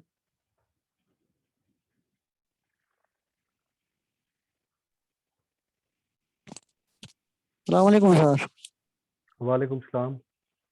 सर जी ये जो प्रेसी हैं हम इनको कहाँ से, ये जो सीएसएस में इनको उठाते कहाँ से, किस बुक से उठाते हैं ज्यादातर? बेटा ये तो मुझे भी आज तक नहीं पता चल पाया, ये तो फिर चेयरमैन साहब को कॉल करके पूछना पड़ेगा। ये ज्यादातर जो उठाई जाती हैं ये रनिंग टेक्स्ट में से, कोई भी अच्छा पैराग्राफ जो होता है उसका जो रनिंग टेक्स्ट होता है उसमें से उठाई जाती हैं, या जो अच्छी बुक्स हैं लाइक रेनन मार्टिन है उसमें से कुछ पैराग्राफ्स लिए जाते हैं, जो डिल्हन की बुक है जो हम प्रैक्टिस करेंगे उसमें से कुछ पैराग्राफ्स लिए जाते हैं, ठीक है। सो ये एक बुक बनाना बड़ा मुश्किल है कि कौन सी एक बुक है जिसमें से सारे पैराग्राफ्स उठाए जाते हैं।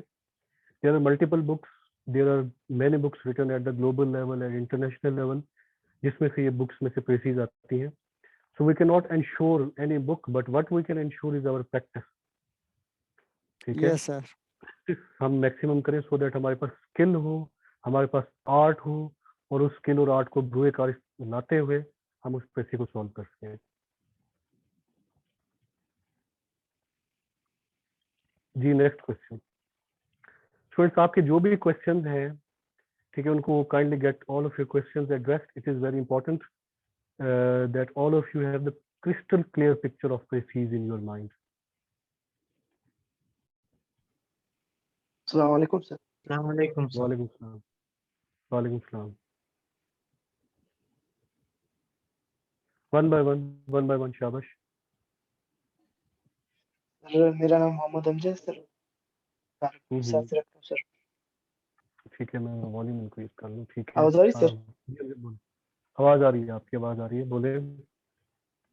सर पहली तो बात सर, मैं वैसे थोड़ा कंफ्यूज हूँ कि एक फ्रेश कैंडिडेट जो होता है वो राइटिंग के लिए पहले क्या चीज तरतीब से पढ़े, पहले प्रेसी क्लासेस ले या ऐसे क्लासेस ले सर? अच्छा, दूसरी तो बात। सर इस मामले में सर, क्योंकि आपके साथ पहले मैंने ऐसे नहीं ली, अभी डायरेक्ट प्रेसी ले रहा हूँ, तो सर फर्स्ट स्टेप सही है या इससे पहले मैं पहले देखिए बेटा, ऐसे लूँ बात या को फिर अंडरस्टैंड प्रेसी करें, क्लास? ये सारे होते हैं टैबूज, ये सारे होते हैं taboos, limitations in our mind. Precis के लिए आपको एक और माइंडसेट रिक्वायर्ड है, ऐसे के लिए आपको एक और माइंडसेट रिक्वायर्ड है। अब प्रेसी बेटर इसलिए है, या प्रेसी को पहले इसलिए लेना, मैं इसलिए कह रहा हूँ दोनों इकट्ठे ली जा सकती है, लेकिन इसमें मैं बेसिक ग्रामर को टच कराऊंगा, बेसिक सेंटेंस स्ट्रक्चर को लेके चलूंगा, बेसिक चीजों को, तो आपकी जो बेसिक चीजें हैं वो एक बार रिवाइज हो जाएंगी। ये आपको थोड़ा सा एज होगा if you take this session prior to ऐसे सेशन, क्योंकि बेसिकली तो आपने प्रैक्टिस करनी है राइटिंग की, तो राइटिंग उधर भी होगी, राइटिंग इधर भी होगी, बहुत जगहों पे राइटिंग होगी। यहाँ पे थोड़ा आपको बेनिफिट ये है कि I will go through the basics for one time, तो आपकी जो बेसिक ग्रामर है या सेंटेंस स्ट्रक्चर या पुअर जो है वो आपका बेटर हो जाएगा। So basic, the last answer to this question is that we basically have to learn writing art. So writing art will be the main area that you will have to practice in your theses as well as in your essays. So it doesn't matter which course you take first, because ultimately you have to do writing. So ये course इसलिए better है क्योंकि इसमें हम basic grammar को और basic components को भी इंशाल्लाह जो है वो टच करेंगे। This point is clear? Yes sir, thank you. से स्टार्ट होगा अभी नेक्स्ट? बेटा एसे का जो सेशन आपका स्टार्ट होगा वो स्टार्ट होगा, एक सेशन अभी प्रोग्रेस में है, वो सेशन अभी खत्म हो जाए तो वो सेशन जो होपफुली खत्म होगा 13 मार्च को खत्म हो जाएगा, तो उसके बाद 13 मार्च के 7 डेज बाद यानी कि 20 मार्च, ठीक है, 20 मार्च तक आपका ऐसे का इंशाल्लाह सेशन स्टार्ट होगा। ओके सर तो जो अभी चल रहा है जो क्लास में है क्या उसको ज्वाइन कर सकते हैं कि अभी ज्यादा क्लासेस हो गई हैं? सॉरी आपकी आवाज कट रही है, क्या कह रही हैं? सर अभी जो प्रोसेस में है सेशन ऐसे का क्या उसको भी ज्वाइन कर सकते हैं या काफी सारी नहीं क्लासेस नहीं गुजर चुकी हैं? नहीं बेटा, वो आखिरी मराहिल में है, वो अब हम शॉर्ट एसेज पे शिफ्ट करने वाले हैं, उधर आपको ओके अब कुछ नहीं समझ आएगी, ठीक है? आप शुरू से इसको ज्वाइन करें। अस्सलाम वालेकुम सर। वालेकुम सलाम। सर जी, ये जो प्रेसी है इसमें आप टाइटल आपने कहा कि ज़रूरी है, अगर आपके माइंड में किसी भी स्टूडेंट के माइंड में दो टाइटल सिमिलर हो किसी भी हवाले से, फिर वो इसमें कंफ्यूज हो, तो दोनों को लिख सकता है सर? नहीं, बेटर तो है आप एक टाइटल लिखें, बेहतर ही है कि आप एक टाइटल लिखें। एट टाइम्स दो टाइटल हमारे जहन में आ जाते हैं, there are times when the two titles come in our mind. तो अगर वो दोनों टाइटल सिमिलर भी हैं, उन दोनों को एनालाइज करें, एनालाइज करते हुए जो रिलेटिवली बेटर टाइटल हो वो टाइटल दें, क्योंकि if you give two titles it represents your lack of confidence, ठीक है? दो टाइटल आपका लैक ऑफ कॉन्फिडेंस शो करते हैं। दो जी टाइटल सर। अगर सिमिलर भी हैं, उनमें जरा एनालाइज करें कि जो बेटर टाइटल बनता हो उसको सिलेक्ट करें, और टाइटल एक होना चाहिए, दो नहीं होने चाहिए। दो टाइटल से आपका इंप्रेशन अच्छा नहीं जाता, ठीक है? टाइटल एक होना चाहिए। This point is clear?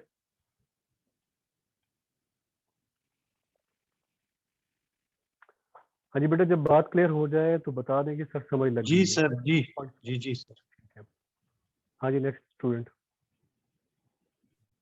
Thanks sir ji. Welcome. Hello, अस्सलाम वालेकुम सर। वालेकुम सलाम। सर नाम अब्दुल रज़ाक है, ताल्लुक खैबर पख्तूनख्वा चित्राल से सर। अच्छा। सर मेरा सवाल ये है कि आवाज़ आ रही है सर? जी जी बेटा, आपकी जो आवाज आ रही है, आप सवाल करें।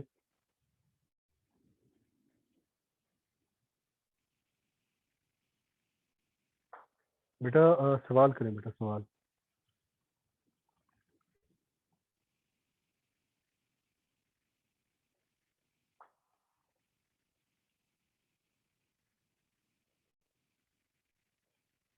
हाँ जी, कोई और बच्चे सवाल करें। आई थिंक उनकी कोई नेट की कनेक्टिविटी हो गई है, ठीक है?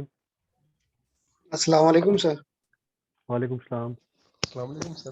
सर इंजीनियर मोहम्मद शफीक सरकून बात कर रहा हूँ बलूचिस्तान से सर। जी बेटा। सर ये आपने जो है ना आज जो सब कुछ बताया उसमें कंप्रिहेंशन भी है, जबकि हमारे जो मेरा सवाल यही है कि आपने कंप्रिहेंशन और प्रेसी दोनों साथ लेके चल रहे हैं, बाकी चीजें उसके साथ जो है ना मैं उसकी बात नहीं करूंगा, सिर्फ ये दो चीजें जो है ना। लेकिन हमारे जो पीसीएस में या जो आपके तहसीलदार के पेपर में दोनों में सिर्फ ऐसे और प्रेसी जो है ना ज्यादातर मेंशन है और जो कंप्रिहेंशन मेंशन नहीं है। तो इस बारे में मैंने कहीं पूछना चाहूंगा कि हमें सिर्फ ये अगर ये दो चीजें पढ़ा दी हैं उसमें भी स्पेसिफिकली, क्योंकि आप ऐसे तो नहीं पढ़ा रहे सिर्फ प्रेसी अगर हो। ठीक है, यानी कि जो बलूचिस्तान के स्टूडेंट्स हैं, आपका जो है वो 3 पेपर्स है ना? एसए का पेपर है, कॉम्प्रिहेंशन का पेपर है और पाकिस्तान अफेयर्स का पेपर है। ये 3 पेपर्स हैं। नहीं सर, कंप्रिहेंशन नहीं है उसमें सर, मैं यही तो बता सॉरी, रहा हूँ कि प्रेसी। कंप्रिहेंशन सॉरी, यस जी यस, प्रेसी प्रेसी है और प्रेसी। ऐसे है सिर्फ बस, चाहे वो ठीक तहसीलदार हो का पेपर हो चाहे एसी और सेक्शन ऑफिसर का पेपर गॉट इट। आप फिर जो बलूचिस्तान के हो। जी स्टूडेंट्स सर, हैं वो सिर्फ प्रेसीज प्रेसीज अंडरस्टैंड कर प्रेसी लें। सिर्फ था। ठीक। जी हाँ, सर उसमें प्रेसी फिर मैं सर। आपके जो चार्जेस हैं वो सब्सटेंशियली फिर रिड्यूस कर दूंगा, क्योंकि आपको सिर्फ प्रेसी पढ़नी है। तो जो जी बलूचिस्तान के सर। जी स्टूडेंट्स सर। हैं, तो 100% आपकी राइट है और बड़ी लॉजिकल बात है, ठीक है? आप अभी आप सारे जो बच्चे हैं आपकी बड़ी अच्छी सीट्स अनाउंस हुई हैं, ठीक है?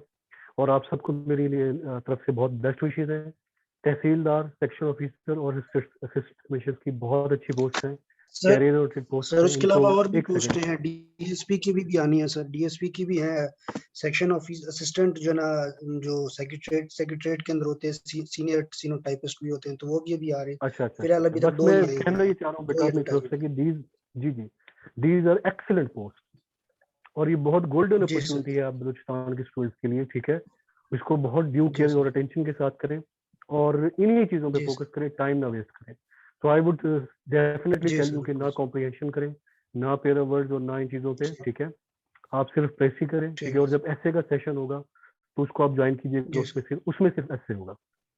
ठीक है। जी सर, और तो सर मैं इसमें फिर आपको आपको पर्सनली टेक्स्ट कर दूंगा जी जी ठीक है, मजीद मुझसे जो भी पर्सनली जो टेक्स्ट कर लीजिए। ठीक जी जी ठीक ठीक है, है, मेरा यही ठीक है। सवाल था सर। Thank you sir.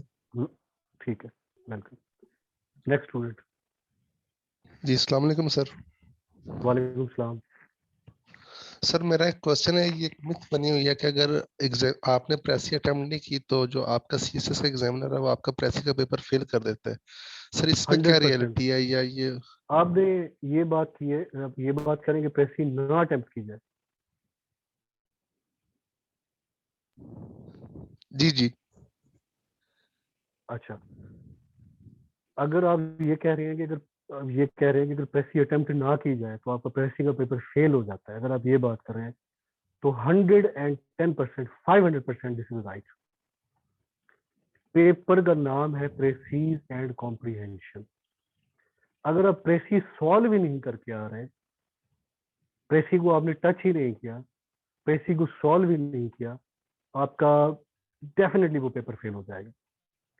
ठीक है, अगर आपकी प्रेसी फेल है या आपकी कॉम्प्रिहेंशन फेल है, इन दो चीजों में से अगर आपकी कोई एक भी चीज फेल है तो मेरी जो असेसमेंट है, जो मैंने सुना भी है एफकेएससी के चेकर्स से, उनकी पूरी कोशिश होती है कि पेपर को फेल किया जाए और पेपर फिर फेल ही कर देते हैं। सो प्रेसीज, कॉम्प्रिहेंशन, ये दो चीजें और इसके साथ है ट्रांसलेशन, ये तीन चीजें बहुत बहुत अहम है। ठीक है, सो ये चीज जहन से निकाल दें कि प्रेसी छोड़ दें तो बाकी पेपर अच्छा हो तो पेपर पास हो जाएगा, नहीं। तो ये अनफॉर्चुनेटली इसको पास करना लाजमी है। ये पॉइंट क्लियर हो गया बेटा? जी सर। ठीक है, सो प्रेसी अहम है, इसको बड़े फोकस और बड़ी कमिटमेंट और बड़े डेडिकेशन और ऑनेस्टी के साथ करना है आपने। Next student.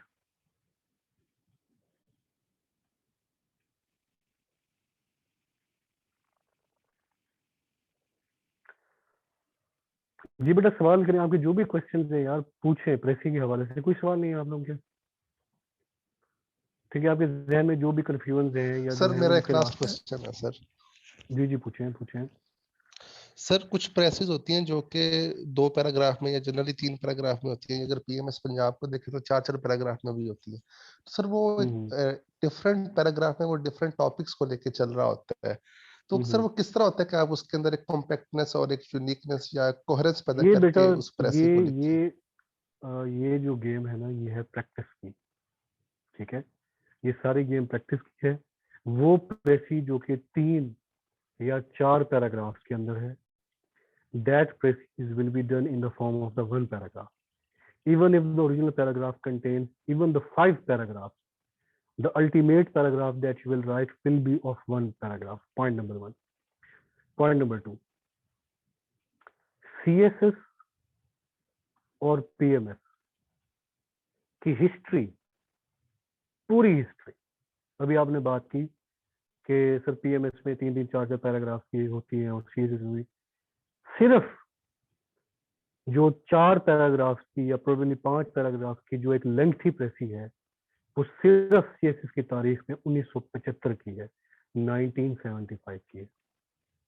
उसके बाद आज तक सीएसएस और पीएमएस दोनों में बहुत भी हो जाए, बहुत ज्यादा भी हो जाए, 3 पैराग्राफ से क्रॉस नहीं होता। और अगर 3 पैराग्राफ है तो वो छोटे छोटे 3 पैराग्राफ होंगे। This point is clear? So अगर वो 3 पैराग्राफ्स हैं तो उनकी आप जो प्रेसी बनाएंगे वो एक ही पैराग्राफ में होगी। Point number 2। पॉइंट नंबर 3, अभी जो आपने बात की कि सर 3, 4, 5 पैराग्राफ्स होते हैं और हर एक पैराग्राफ का अलग थीम है, ऐसा नहीं होता। जितने भी मैंने सारी प्रेसीज मेरे फिंगर टिप्स में सारी मैंने सॉल्व की हुई है, सीएसएस की भी, पीएमएस की भी। 1975 को मुझे कहा गया था डिफिकल्ट है, वो भी मैंने अपने बच्चों को कराई है सॉल्व इवैल्यूएशन वाले सेशन में। जी जो भी प्रेसी होगी उसके जितने भी पैराग्राफ्स होंगे वो उनका थीम एक होगा। ठीक है, उनका थीम एक होगा। ऐसा नहीं है कि एक पैराग्राफ का और थीम है, दूसरे का और, तीसरे का और। हो सकता है कि उन पैराग्राफ्स के अंदर थोड़ा बहुत डिफरेंस हो, थोड़ा बहुत वो उनके व्यूज के अंदर थोड़ी बहुत ऑल्ट्रेशन हो, लेकिन ओवरऑल वो कन्वर्ज एक ना एक पॉइंट पे हो रहे हैं। तो वो पॉइंट आपने तलाश कर।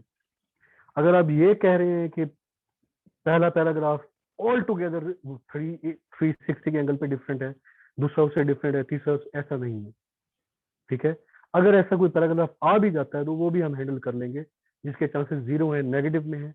लेकिन अगर आ भी जाए, अगर आपकी प्रैक्टिस अच्छी हो, रीजनेबल प्रैक्टिस हो, सही प्रैक्टिस हो और चीजों पे आपकी अच्छी ग्रिप और कमांड हो, तो आप उस तरह के पैराग्राफ को भी डील कर सकते हैं, ठीक है। क्योंकि मोस्टली जो पैराग्राफ्स होते हैं वो एक ही थीम पे, एक सेंटर ऑफ ग्रेविटी पे फॉल कर रहे होते हैं, ठीक है। सो दिस इज द आंसर। ये पॉइंट क्लियर हो गया बेटा आपको? जी सर। ठीक है, शाबाश। और कुछ सवाल इसका?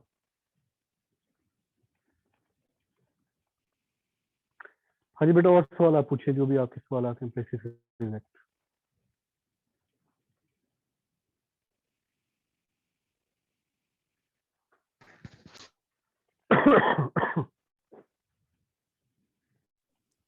अस्सलाम वालेकुम सर। वालेकुम सलाम। सर मैंने कोशिश की थी, मेरी आवाज़ वो नेट का कोई मसला था ना, खैबर पख्तूनख्वा चित्राल से हूँ ना।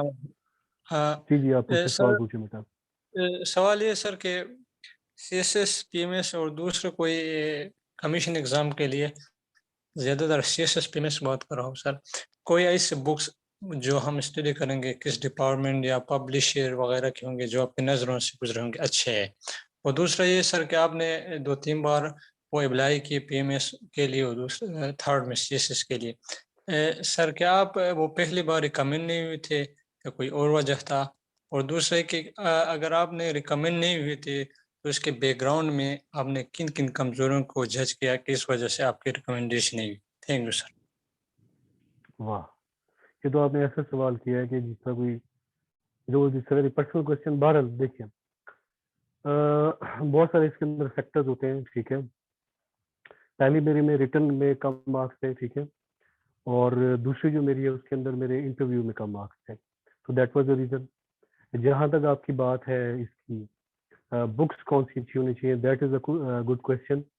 देखें, बुक्स अगर आप बात करते हैं प्रेसीज के हवाले से, तो प्रेसी में जो बुक है दैट इज द डिलहन, आर डिलहन की जो बुक है दैट इज द बेस्ट, ठीक है। उसके बाद जो बेहतर बुक है आर डिलहन के बाद that is the Wren and Martin. इन दो बुक से आपको प्रैक्टिस करने के बाद you should shift on the past paper CSS and PF।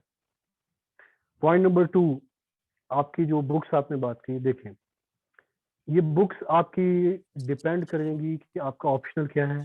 Compulsory में तो एक ही स्ट्रीम चलेगी, ऑप्शनल क्या है, ऑप्शनल के हवाले से आपकी बुक्स डिफरेंट होंगी। इस पे जो बड़ा आंसर मैं दे सकता हूँ, जो जनरल लेवल का आंसर है कि हर सब्जेक्ट पे आपके पास एटलीस्ट 2 बुक्स होनी चाहिए। ये आर डिलन बुक है बेटा, ये मैं आपको आपके ग्रुप पे सेंड भी कर दूंगा और इस बुक को इंशाल्लाह हम फॉलो करेंगे। हर सब्जेक्ट पे you must have 2 books. One book is of international author and one book is of Pakistani author, ठीक है।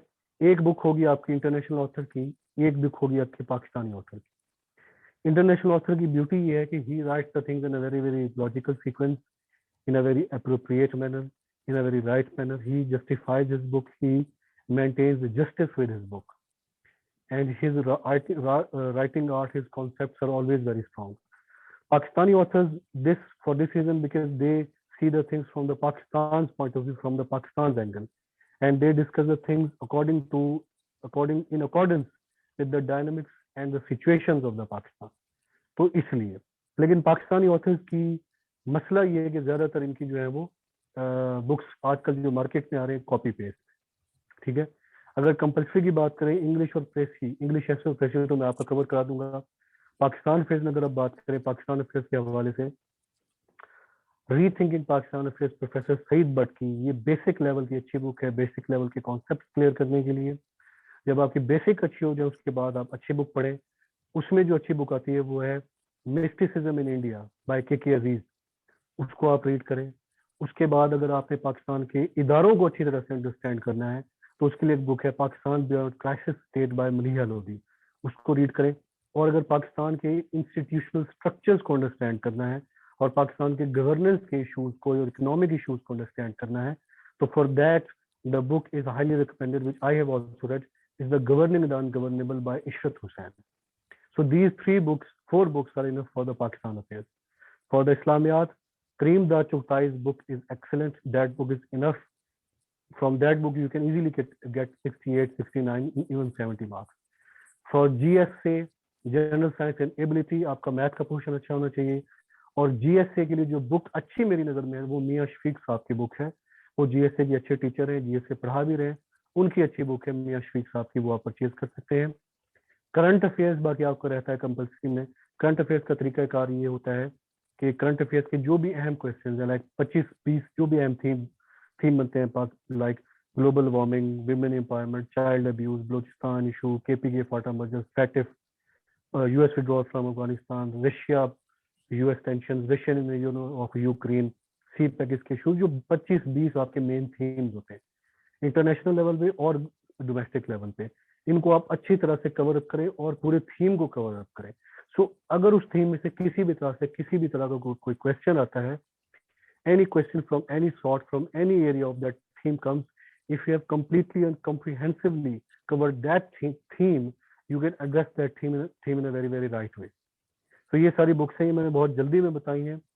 उम्मीद है मुझे कि आपके ऊपर से ही गई होंगी, ठीक है. लेकिन ये मैं आपको इंशाल्लाह आपके ग्रुप पे, ठीक है, जो आपका ग्रुप बना हुआ है उसमें मैं आपको इन बुक्स के नेम्स लिख के जो है वो पिक्चर बना के सेंड कर दूंगा, सो दैट ये बुक्स आपके पास आ जाएं और इनको आप अपने तौर पे प्रिपेयर करना स्टार्ट कर दें. ये मैंने आपको बताई है कंपल्सरी की. ऑप्शनल हर बंदे के अलग अलग होंगे, तो जो मेरे ऑप्शंस थे उस पर मैं आपको गाइड कर सकता हूँ. जो मेरे ऑप्शंस नहीं है उस पर मैं आपको किसी टीचर की तरफ रेफर कर सकता हूँ. वहां से आप जाके उनसे पढ़ सकते हैं और उनसे गाइडलाइन ले सकते हैं. ठीक है. So one liner answer, I will take a write and send these books on your groups, so you can have those books and read those books. This point is clear? Okay. Next question.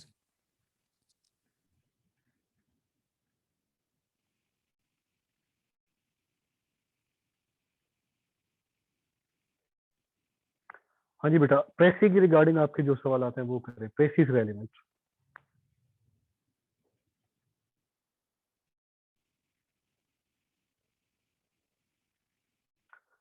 बेटा प्रेसी का सारा structure आप लोग clear हो गया, ये मुझे बता दें. ठीक है, प्रेसी की आपको मेथड क्लियर हो गया, प्रेसी का तरीका कार क्लियर हो गया. नेक्स्ट हमने अब जो चीज अंडरस्टैंड करनी है, अब हमारी क्लास होगी थर्सडे को. सो हमारी ये क्लासेस कब से होंगी? Thursday, Friday, Saturday, Sunday.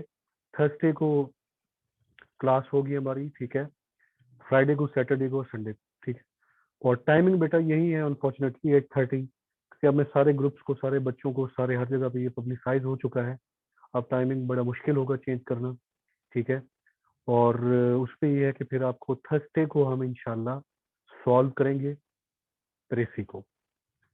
दिलहन की बुक में से एक प्रेसी है, वो मैं आपके ग्रुप पे सेंड कर दूंगा. आपका काम है जस्ट उसको रीड करना, उसको हम इन रूल्स को अप्लाई करते हुए थर्सडे को इंशाल्लाह सॉल्व करेंगे और उससे आपकी मजीद जो है एक अच्छी अंडरस्टैंडिंग ऑन द ग्राउंड आपकी डेवलप हो जाएगी इंशाल्लाह. और फिर जो तरीक़ाकार आपको समझाया है क्लासेस के अंदर, उसी तरीक़ाकार से हम इंशाल्लाह इस चीज़ को फिर लेके चलेंगे.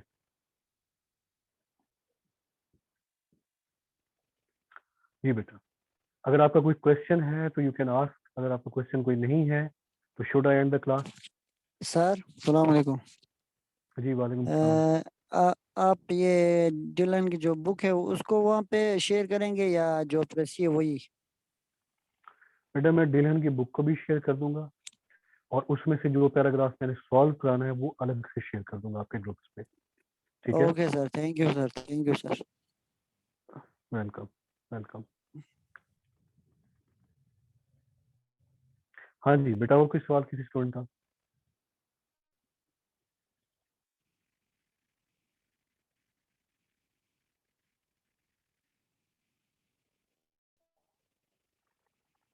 All right.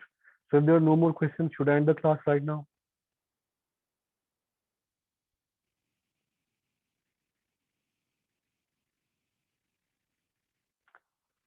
I hope कि आपकी खामोशी से मुझे अब अंदाजा हो रहा है कि आप सबको बातें क्लियर है.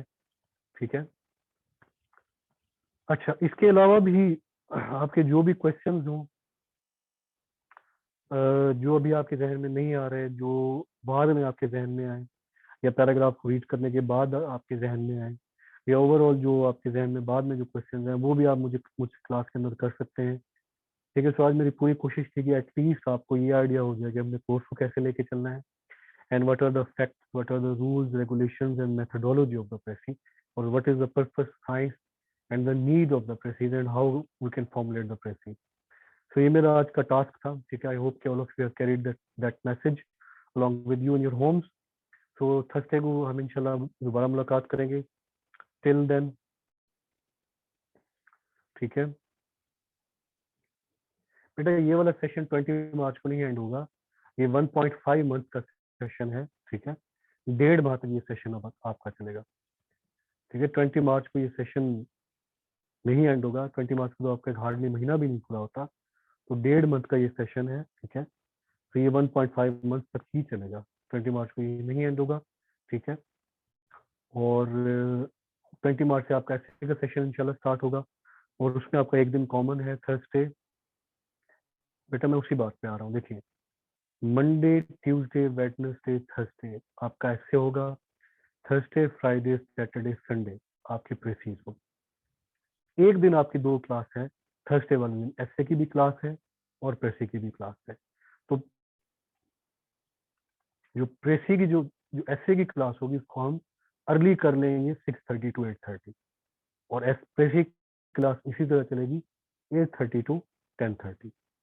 एक दिन आपकी 2 क्लासें कन्वर्ज होंगी ना, थर्सडे को, और थर्सडे वाले दिन आपकी क्लासेस कन्वर्ज होंगी, तो उसमें आपकी पहले ऐसे क्लास हो जाएगी, उसके बाद प्रेसी क्लास हो जाएगी। अदरवाइज तो फिर एक दिन में आपकी एक ही क्लास, पहले 4 दिन ऐसे और अगले 4 दिन प्रेसी। ठीक है, सो एक दिन आपका कॉमन आ रहा है, उसमें हम पहले ऐसे कर लेंगे फिर प्रेसी कर लेंगे।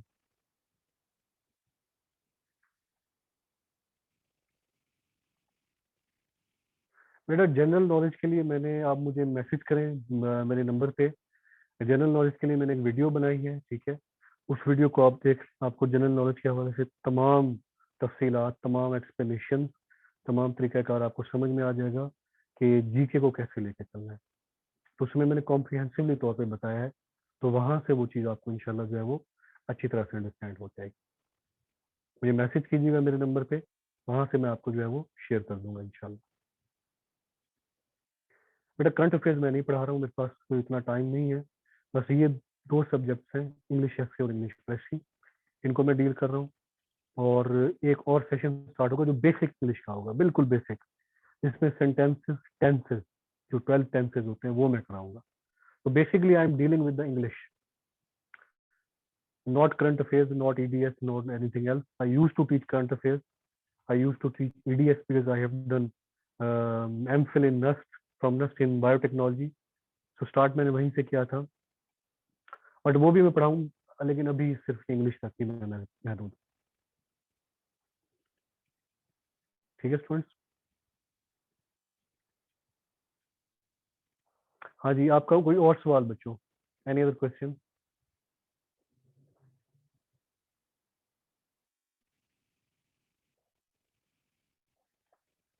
All right.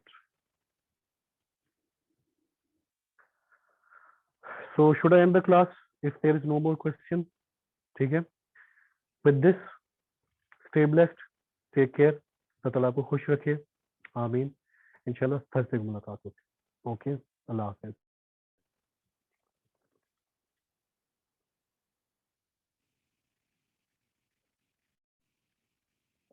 इनको ऑप्शन